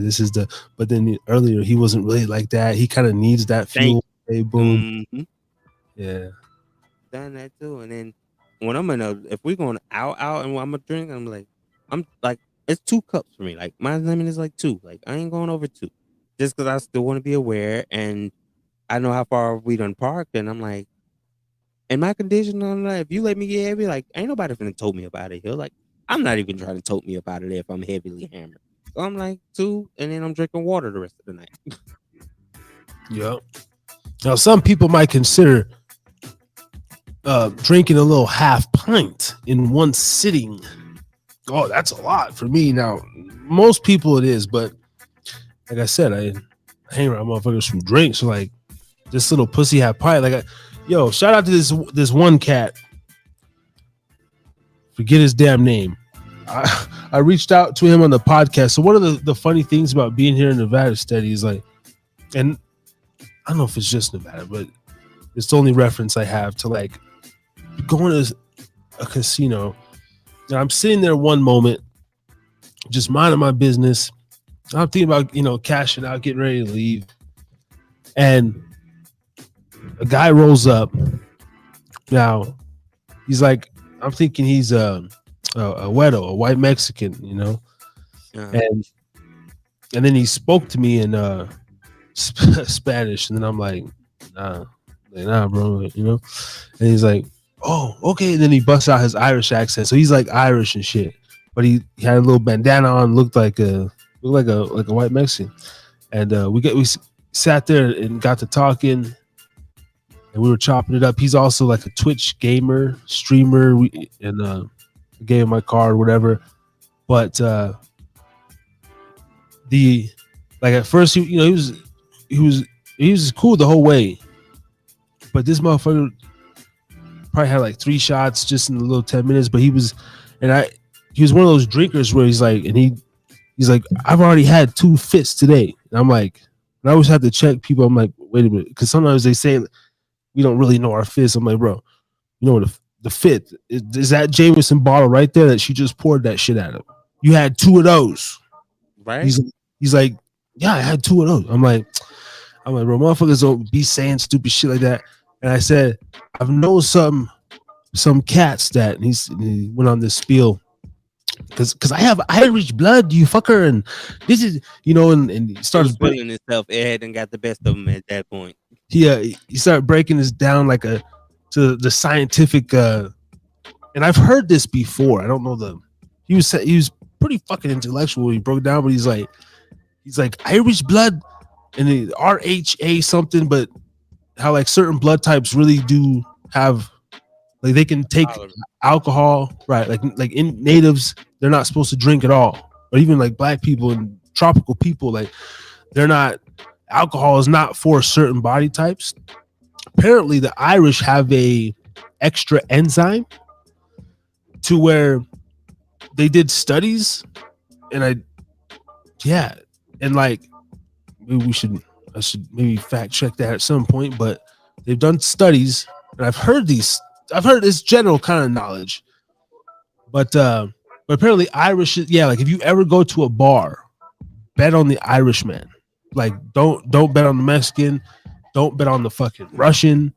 If you like, and he was saying right now, like I'll drink every motherfucker under this table. He wanted to make a bet with me right there. I was like, I'm dipping, but I was enjoying the conversation, and a little bit started getting annoying because he kept tapping me, and I had to tell him, I said, bro, please stop tapping me. That's the only thing that I fucking hate.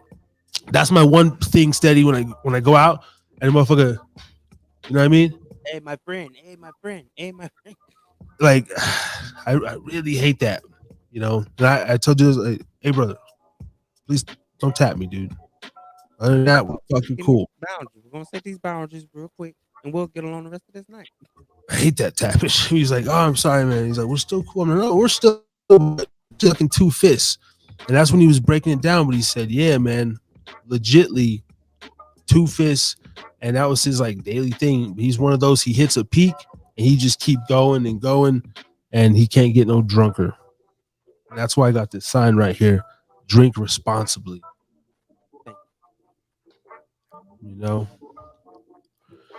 So shout out to the motherfucking Irish.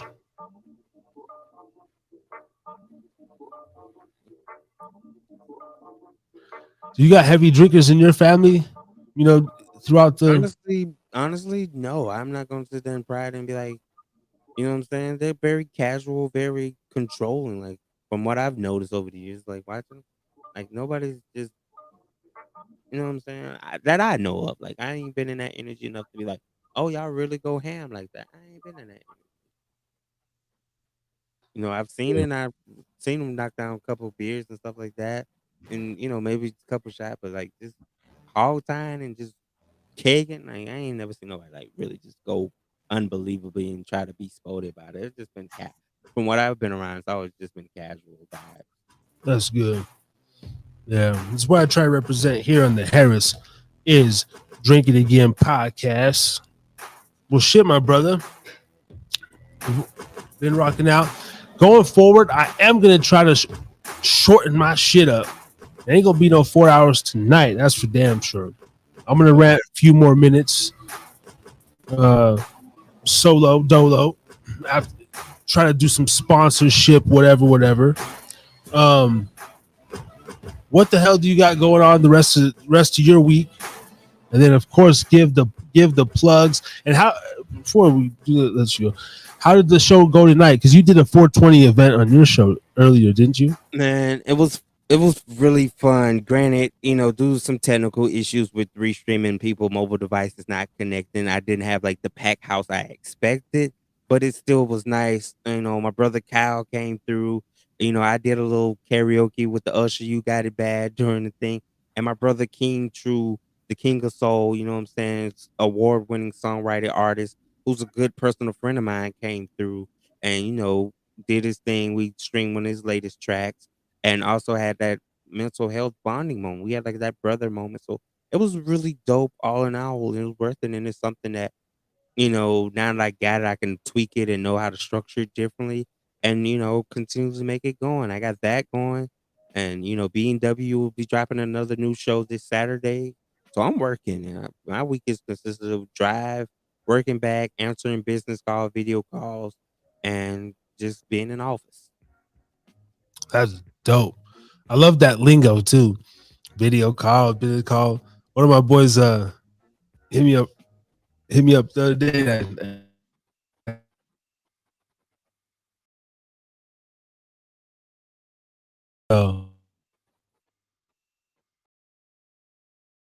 Like my company. I mean, this podcast shit. So that's what's up, man. Salute to you, bro.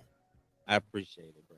For real. And just thanks for coming back on. It's been a minute. I know we all had a little interesting podcast like merry-go-round thing going on, there, and made some great connections of it.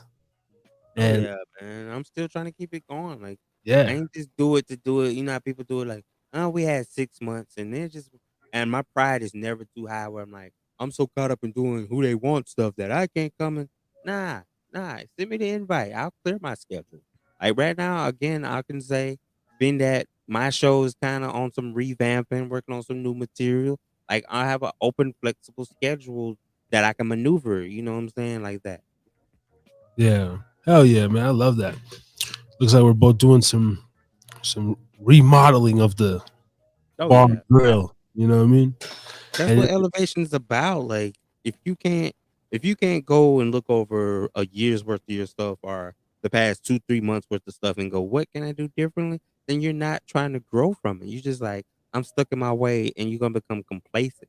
And you're gonna fall out of love with what you're doing because you're so just I take it. I take that my show freezes up every episode. Nobody wants to have a longevity career like that if you're really trying to pursue something with it. So my mind is take some time off, regroup, look at your numbers, look at what you're adding to the table, and make sure all the energies are the same for everybody. yeah, hell yeah. I like all that information except for the time off. I'm not gonna miss a Thursday. Nah, my ass was like, even if I go mobile, I'll just go mobile and like take a walk through around the lake and just Mhm. like do talk to myself for like an hour. I don't know. I like the fact that I'm gonna live stream for just like every week for like 2 years, at least a day. I don't know, just and then No, I wouldn't never tell you stop your hustle. You know what I'm saying? It works. Like I'm gonna get back in my full swing. You know what I'm saying? I'm just waiting to knock out my, like I said, I got some transitions under wraps right now that I'm working on. That I feel like once I do this final transition, this commute that I'm gonna do, I'm gonna be full swing 7 days a week. Like I'm going hard like that. Yeah. You're a man that believes in also the never disclose your ideas too much. You just unleash on the people, huh? You know? Oh yeah, man. You learn, you know what I'm saying? It's Yeah. that mafia move thing. My uncle always taught me that, man. Everything ain't made for social media, and don't ever let your right hand always know what your left hand doing. Like, cause I give too much of that away, and then somebody beat me to the punch, I'm gonna feel crushed. Then I go, oh, I did that. I said that episode that night.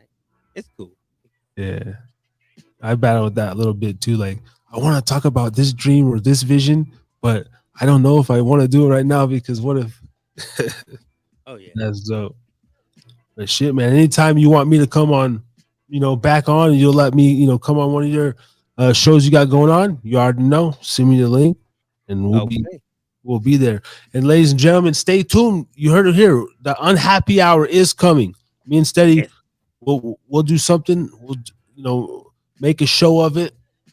And even if I'm down for whatever. If I want to do something fun, even like get into character like more, or like wear a fucking sombrero and goddamn, play fucking some fucking shit. I don't want to put on a dress. Let's set some business brainstorm meetings up, my brother. Just set them up, and I'll grab a notebook pad, and we'll jot down what, you know what I'm saying. We can equally yoke how you want to do it, so I know how to come with those episodes. I'm with that.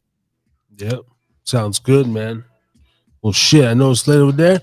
You have a good rest of your night. You have a good day tomorrow, bro, and just have a good podcast weekend. And then you're not a weed smoker though, right? You don't do. Oh yeah, I am. I'm definitely. Oh, you are a weed smoker. Okay. Yeah, shout out to my people. Alice in Wonderland takes care of me. You feel me? Did you order your tokens today over there for the 420th and everything? Nah, her supplies was running low, so I didn't get a chance to re-up today. But just believe, like I said, in a few weeks, I'm gonna be back in that universe. It doesn't have to be 420 just for me to celebrate. I can do it anytime when I get right. All right. You heard it there, ladies and gentlemen. I'm gonna puff a doobie for you right now, man. Appreciate it. All right, bro. Steady in the motherfucking house. I'm gonna try to get some clips up, and we'll see you, my brother. Who they want? Who they want? You did salute.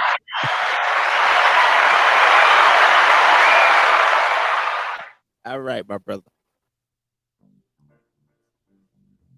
Salute, salute. That was DJ Steady, everyone. Of Who They Want. Man, thank you for coming through. He rocked with us over an hour. A little over an hour.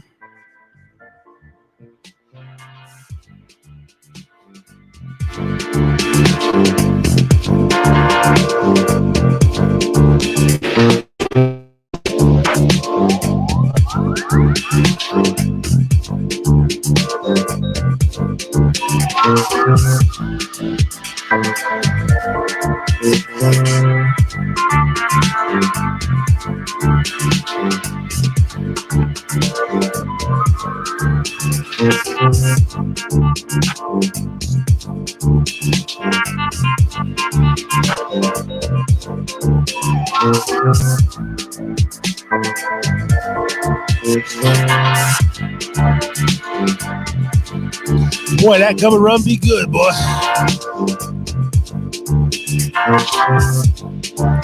Yes, yes. I must confess, come through, unleash some stress. I might be blessed, Harrison drinking, long day of thinking of what to do, how to rebrand, how to chill with you. Let's take a cruise. Dude, maybe you my muse. I'm confused, but I'm gonna get it back together. Took me a trip under the weather, the sun unleashed some time, and it was fun. Like he said, we come back on one. Get it right, and you never have to get it tight. Get it right, and you never have to get it tight. On a Thursday, feel a Thursday. On a Thursday. I feel a Thursday.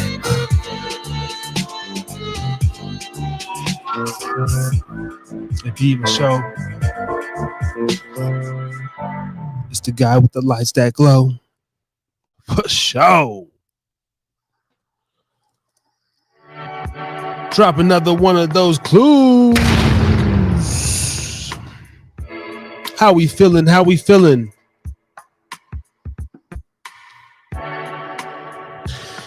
Man, DJ Steady, man. Sometimes he made me feel like a rookie podcaster because he's so good with his transitions and his stopping points. You know, he'd be good. I think we'd have a good. I think we got good timing. But damn, he'd be over there like on the sober tip or whatever. Sometimes I'd be sipping or whatever, and he'd be he's just good. He's a good guest, good talker there. The Thursday Night Live show.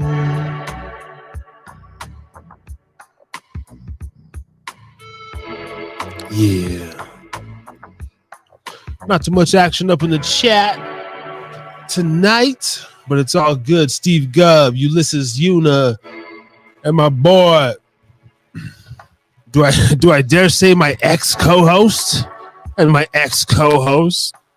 Brother Ray, where you at, bro? Brother Ray.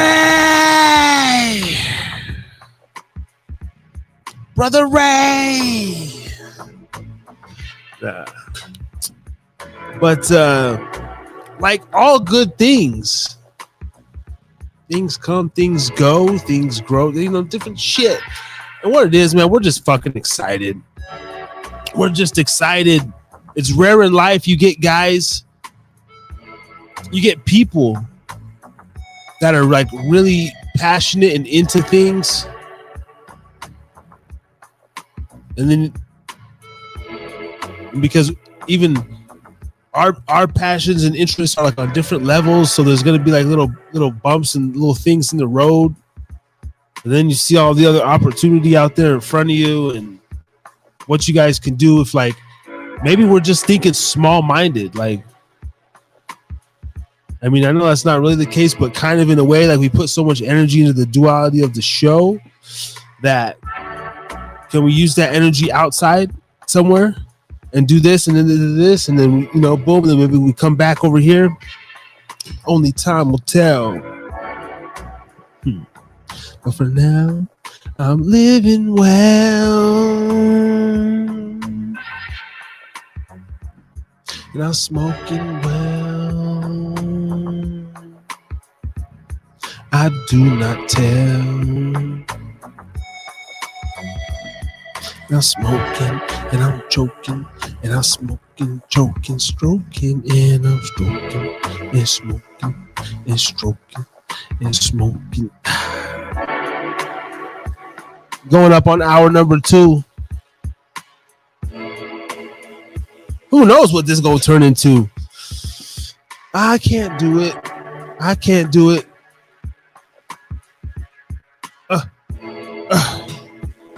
You can do anything. Hang out with the vibe.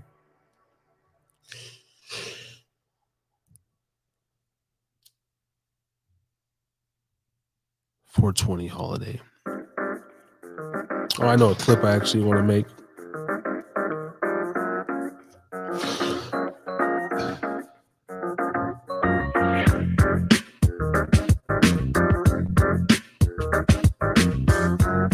I love weed. Shit, I'm a damn motherfucking grown man. Almost 35, still weed up in my hand. I don't know if I ever get a real job. I like to get high and eat corn on the cob. It don't make me lazy. The shit motivates me. Maybe a little crazy. Crazy in a good way. We're gonna go down memory lane before we get out of here. History of 420. I know a couple stories, different things the cops were called in, but let's go. Cops were called in and it was 420, and then see what we got here.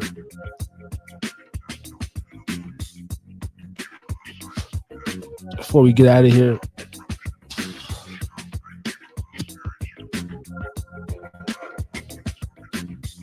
history of 420. Let's take a trip down, but of course we're gonna get the mainstream narrative, the most promoted slot that that they show us here, right? So of course history.com,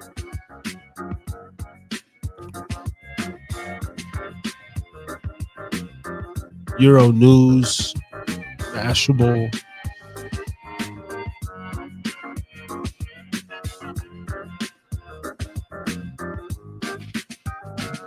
Man of Many. Let's go to Man of Many. I like this. Why is 420 associated with weed? The dank history explained. Zoom in and find out with me. It doesn't take the mind of a genius or even an adult to understand that any story, no matter how small or untrue, can get grossly out of hand when filtered through the right channels. One such tale is the history of 420 and why it's associated with weed. You're probably asking yourself how an otherwise innocuous integer came to represent the use of recreational cannabis the world over. And we're here to explain. Whether you're talking about the date or time of the day, 420 has become the universally accepted number to light up a joint. We're here to dispel all the myths and rumors about this magical day, presenting the history of 420.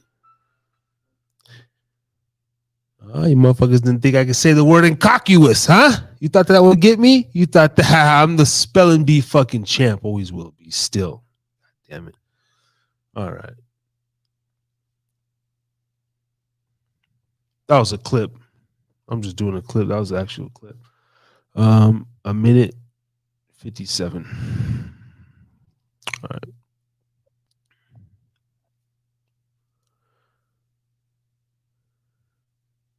This is going to be another clip. Don't mind me. In my screen share. This is going to be another clip.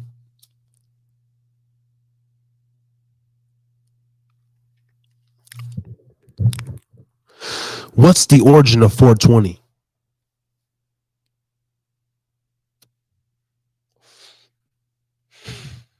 There are many myths about the origins of 420 as a concept, and we'll endeavor to touch on these as they crop up throughout our history lesson.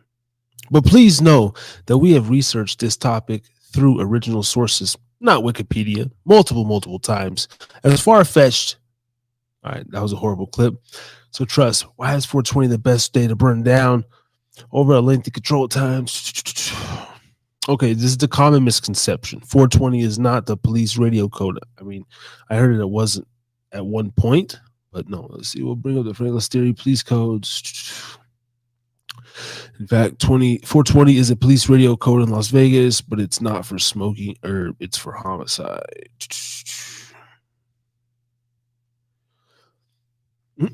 The year was 1971.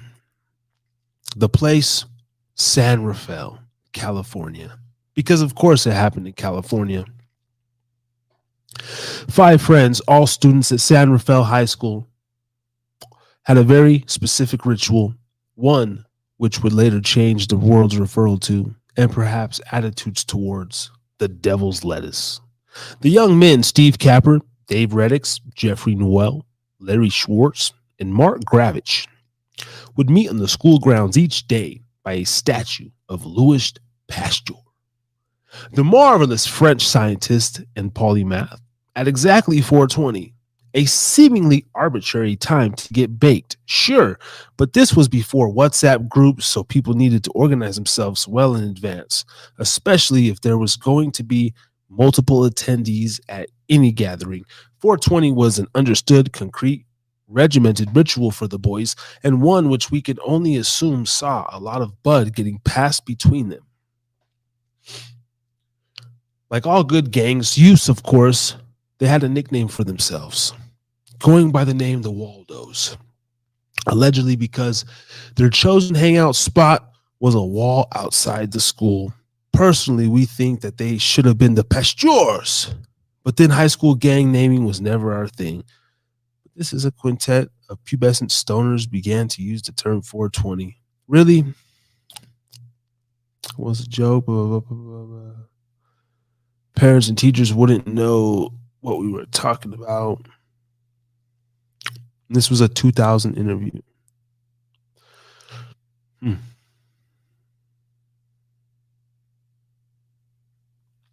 What is this? State number perhaps need. For the year 420 was coined. Whispering 420 and receiving a Tucci.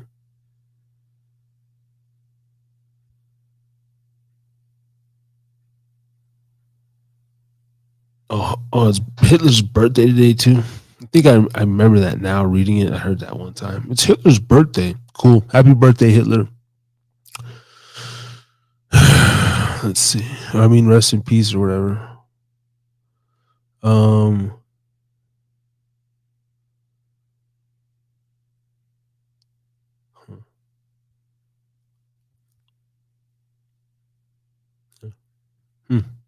Weed holiday.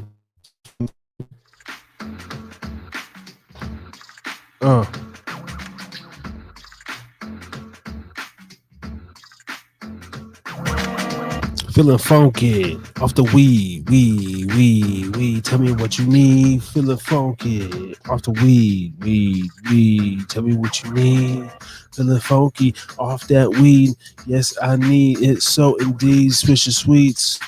I used to roll. Now I just do fucking joints, bro. Straight papers. And I don't mean them papers. I just like the damn taste of the vapors. Or the pipe. Old school shit is what I do at night. Yep. Peach Optimos back in the day. We used to smoke this shit, man. Shout out to the Peach Optimos. And I smoked a white owl, a white grape white owl, like about 4 years ago. Fucked me up. I'm telling you, like, it tastes like complete shit. It could have been a faulty one or something. I said, never again. I'm never smoking a white owl again. I'll never even touch those things. I literally roll J's all day. Pre-rolls, that's it. Or a pipe. Fuck this shit. Fuck it. No more blunts. If you got a blunt, I'll hit that shit. But fuck them blunts, man. Yeah, the Dutches and all that shit. I'm cool on that shit. No more blunts for Harry. I mean, I do edibles, but I'm a monster when it comes to edibles. Your boy ate 600 milligram and put me to sleep. Slept nice, but high tolerance. But I'm gonna try those Death Stars. You can still get them online. I think they're like 1,000 milligrams star, one gummy, right? I want to do that one. Oh no, it's 2 500 milligram stars. I want to do that one. That's about what I need, man. My legs start feeling heavy. Yeah. Lovely. I don't really do the cartridges because they mess up my lungs too. The cartridges hurt my throat. So just good old flour. I don't even damn what the name is. I go to the dispensary and shit. Just, man, I mean, that shit's, it don't matter. It's all good. It's weed. Give me it. Now I got my flavors. My favorite strain is Blue Dream. I mean, I know it's, but it's my favorite strain. Give me some blue cheese even. But really Blue Dream. And White Widow. hard to find White Widow these days. I haven't had none of these dispensaries got the real. They got White Rhino, White OG, some other shit. I've seen Blue Cheese. I've seen a Blue Dream vape pen. No Blue Dream. Like, maybe I'm not going to the right one. What's going on, Greenleaf? But those are my two favorite flowers. And then, I don't know. Shout out to the old school, like whatever happened to the Purple Haze and the Afghan Goo and shit back in the day. Oh, there was these distinct smells, and I don't get that from marijuana anymore, even with the dispensaries. It's like unfulfilling. Maybe that's I don't know. There's like specific smells to things after Afghan Goo and this certain strain of Blue Dream. Like, I always wonder if I'll ever like receive that again in my life, or is that just a one-time grow? That's the beauty of the plant as well, and the seeds. It's multiple seeds. It's like humans. We're all a human race, but we're individual beings. But we're all the same. We're built the same. But we smell different, and shit like that. The tree is the same. It's like it's all the seed race. But it's the last batch, bro. It's the same seed, but there was a way that it was nurtured, right? There's a way that it was cultivated that brought out that essence of the seed of the flower that made that child into that adult, that person into that.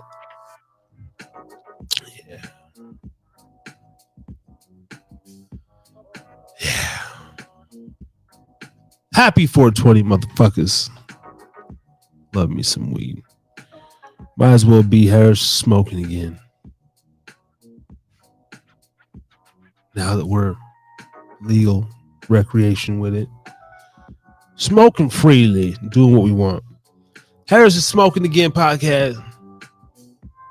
Yeah. It would still grow on me, but nah. Harris is drinking.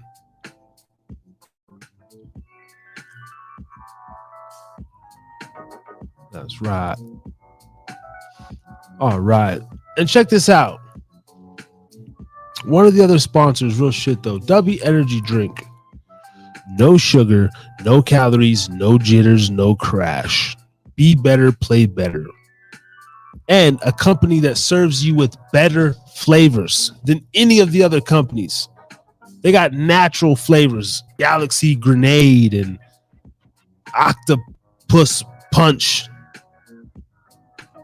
And what's this? This is the grenade right here, Galaxy Grenade. Fucking alien meringue and shit like that. They got some crazy stuff out there. And if you would like purchase yours today, use promo code Pubcast, damn it. Not only am I going to get 10% of your order, you're going to get 10% off. So the same 10% you getting off, I think they send to me. All right? But still, works out for both of us, motherfucker. All right? So go to w.gg and check them out. I'm trying to get that quota so I can really get paid. You motherfucking shamotas. And of course, the main sponsor of the night, as you can see all the way. This is what gets you the premium right here. Let me say that too. Shout out to Steve Gubb once again. You know.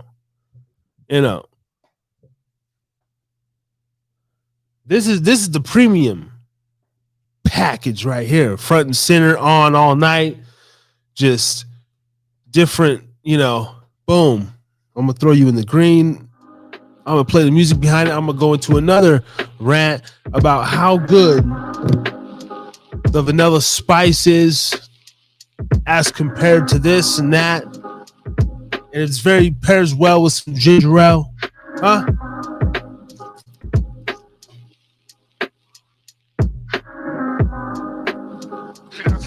Harry's drinking again. Pubcast.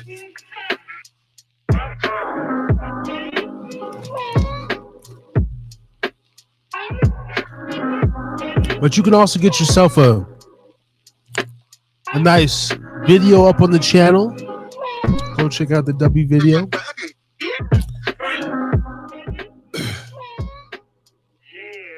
Got a run video coming tomorrow or this weekend. I'm gonna start working on it, huh?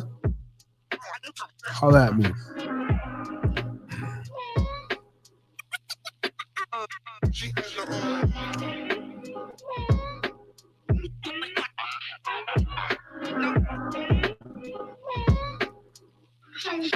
W.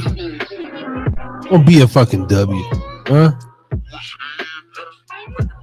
Shout out Steve once again, huh? That gets you front and center. You want to be a main sponsor up on the show? That gets you front and center right there, huh?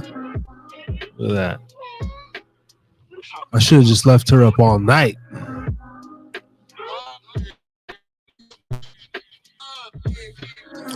This is my co-host next week.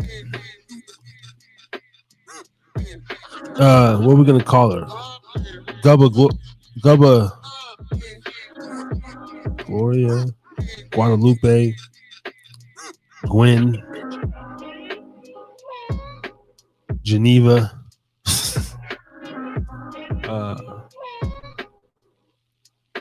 Gubba Gwyneth up on the screen there. Go to gubbarum.com. Nah, real shit, that ass. Hopefully by next week I can get the marketing pack for a possible online alcohol delivery service. That would be dope. I need that. That's right down. Hey, what are you still doing sitting here? In the time that you've been listening, you could have already had a bottle delivered to your house. From Drizzly.com. It's one of the world's or country's leading alcohol delivery companies operating in over 18 states. That's damn near almost half of America. So if you are sitting in one of those states, go to Drizzly.com and sign up for the delivery service. It's super easy. You enter your little information. It's not that invasive. Trust me. It's better than dealing with one of the people at the liquor store. I was going to say something very racist right now. Oh, my Lord. This is how I'm not going to get sponsors. So I didn't say it. See, I'm trying to be good. Habibi, you're going to have to go deal with one of them. I'm sorry, you know, and they're great people. I'm just saying they're great people. It's just sometimes I'm standing in the line and I have to deal with horrible impression again, but sometimes you got to go to the store and deal with bullshit. Why deal with bullshit when you could sit at home and order off Drizzly.com? In 3 easy steps. Go there today. Wine, liquor, beer, wine coolers, mixed drinks. Hell, sometimes you get your shoes on and you go all the way to the store to find out that they're out of the product. Well, with Drizzly, you don't have to worry about that because they tell you real time, up to date right there when you order it, if it's even available in your area. And if the person that goes there, they still don't have it, not only do you get that order free, but Drizzly will refund and they'll hook you up, bro. They'll hook you up. Go to Drizzly.com. Every Thursday night, preferably before every podcast, so we could drink together. Please.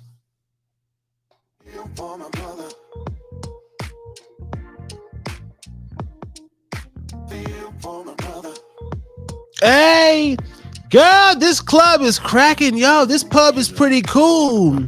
The DJ, he's alright. A little hot yellow motherfucker up in there. He keeps sipping out of that bottle and shit. But he plays some cool music. He alright, I guess. Yeah. My brother and them, they did say come by. I think that's that Harris is drinking dude right there. Harris drink. Oh yeah, okay. Hey ladies, how you doing? Shout out to the beautiful ladies over there in the corner that just walked in but I seen you all. Oh yeah, I seen you there. Okay, yeah. Then I walked into this part. Yeah. Right. Now I see you guys over there doing your thing. Shout out to you. Don't forget to tip your bartenders.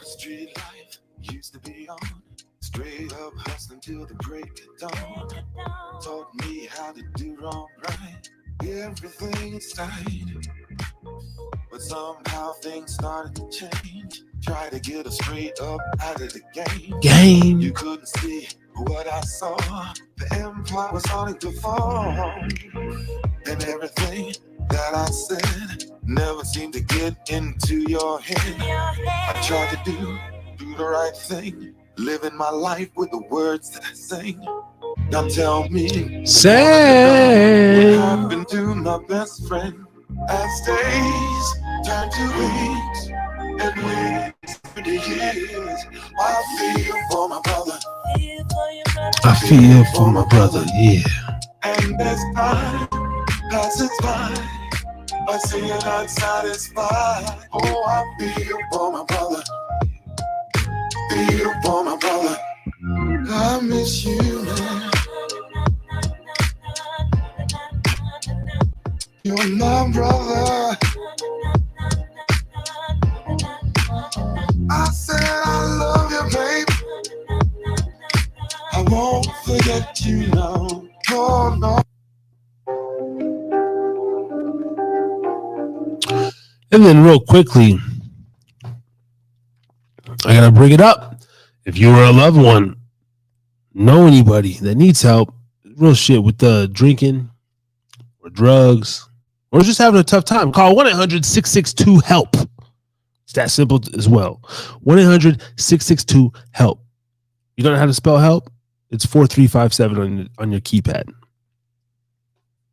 1-800-662-4357. And the way I remember it was because Club 662 was Suge Knight's club in Vegas back in the day. 662. So 1-800 mob shit, help, drugs, they're going to get you there. Or they're going to get you to somebody who needs it. They'll even talk you through a fucking severe meth or Adderall come down. That's how I know. She was like, honey, do you need me to transfer you to the suicide? I said, no. Stay right here with me. Stay with me. Don't go nowhere. She's like, honey, but you sound like you're... No. I'm fucking fine. I'm just freaking out. God damn it. You're the drug addiction hotline. I'm addicted to fucking drugs right now. So stay on the line. I just want you to stay on the line. Okay, we can... Yeah. They're pretty cool. So go check them out and everything. And I hope the audio was dope tonight. It has been cutting out. I know I can go and read the version and it doesn't cut out. But when I just go straight back to YouTube, sometimes we get those quaggly comments over there. And also, let me go over here to this Trovo. Forgot to stream from Podbean again. The show will be up on Spotify soon, the whole thing. But this is our first live on Trovo. So, yeah. Welcome to Hide Up Pubcast Space. Do we already have fucking comments over here? What's going on? Cast? Oh, cast is spelled. What is this? Ariana Bot. Oh, it's a bot. Ariana Bot. That's okay. Yeah, Trovo. Anyway, we're over here. I'm going to share this link out when I'm done. I guess Trovo's the next big thing. We'll see what's going on with that. But yes, gonna wrap it up because No particular reason. Got other shit to do. And it's been a dope show. 2 hours plus. Steady came through. I've been having fun. I don't know. I'm just having fun. It's fun. It's always been fun. But now I got a little mission. I got a little pattern in my head. Or something.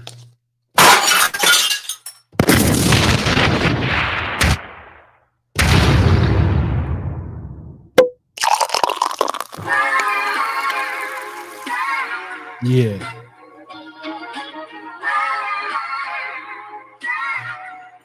The shit don't quit. God damn it. Still be back next week like it ain't nothing. Episode 66. Don't fucking play with me. Don't fucking play with me. I told you I'm here for 104 episodes. Don't fucking make a fool of me. Don't you make a fool of me. I'm here for 104 weeks in a row. I don't give a shit. Through thick and thin, huh?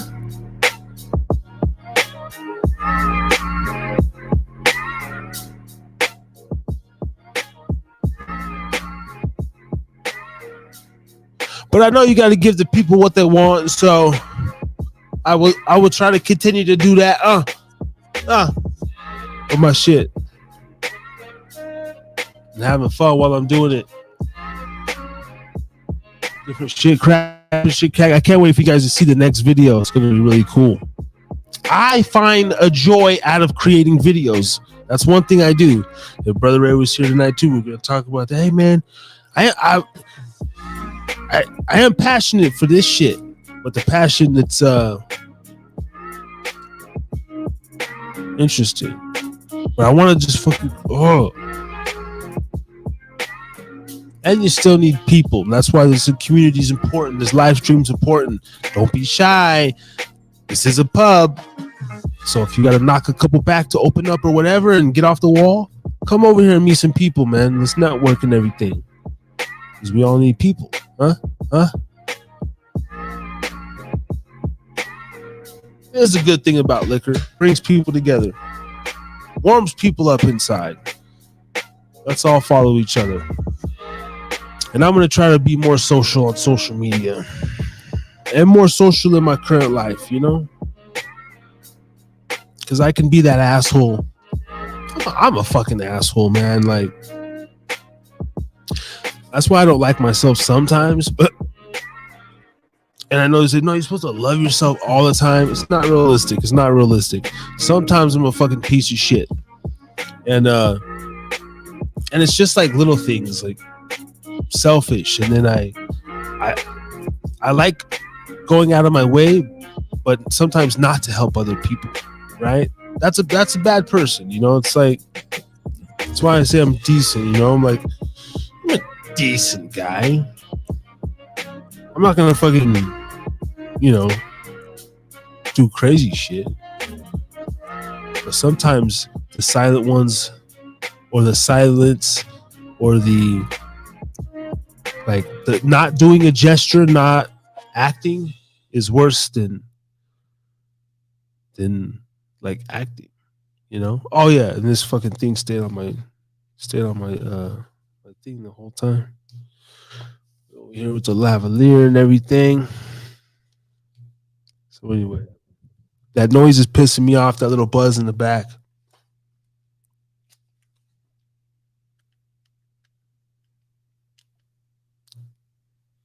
Yo. Oh, hell no.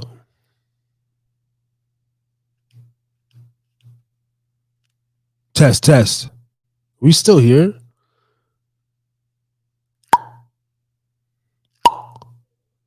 The fuck? Look at my volume dropped out.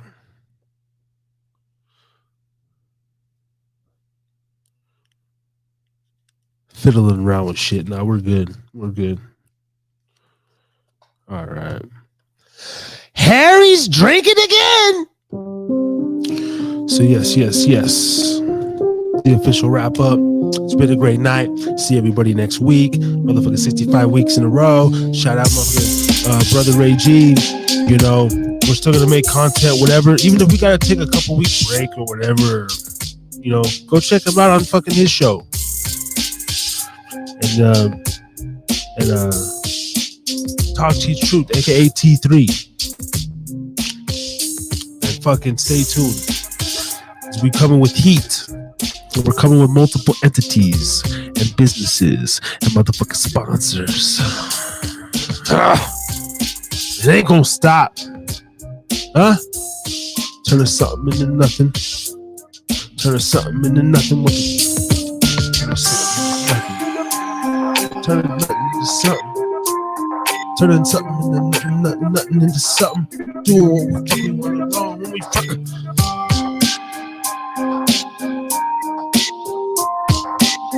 We out this bitch.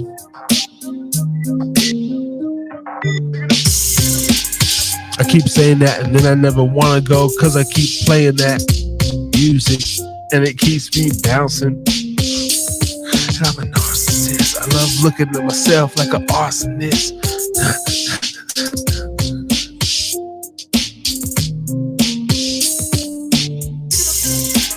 Salute though. I love what I'm building over here, man. Let's all build our fucking brands up, network with each other, and keep hope alive. Keep Bob Hope alive. Let's roll. Now I'm off the screen. See y'all next week though, for real. Stay tuned for videos this weekend. Happy 420, motherfuckers.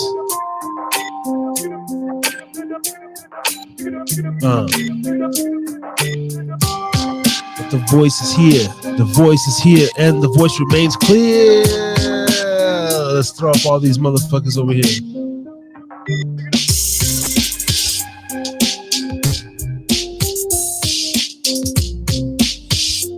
Gotta find a way to play a live outro. Double rum. Official rum of Ghost Walk Studios and Harris's Drinkin Again podcast. Hit us up on Venmo at Hide a Pubcast. Throw a buck or two. Shit. I'm out here giving away money all the time. Spinning this, spinning that. Everybody got $1 to give $1, right? Fuck. Put your Venmo in the chat. I'll send you motherfucking $1. You send me $1 back. Something. Cash App as well. Hide a Pubcast. And if you want to try out these little energy gummies and energy drinks, shakers, go to w.com, but just use promo code Hide a Pubcast. It'll save you a little bit of money. They might throw it back on with the tax, but it'll still save you a little bit of money. All right? And that's all we got to say for now. Double rum, Allure of the Caribbean, Wicked Smooth, Harry Too Scary. I'm out. Love y'all. Harry's drinking again. Pubcast.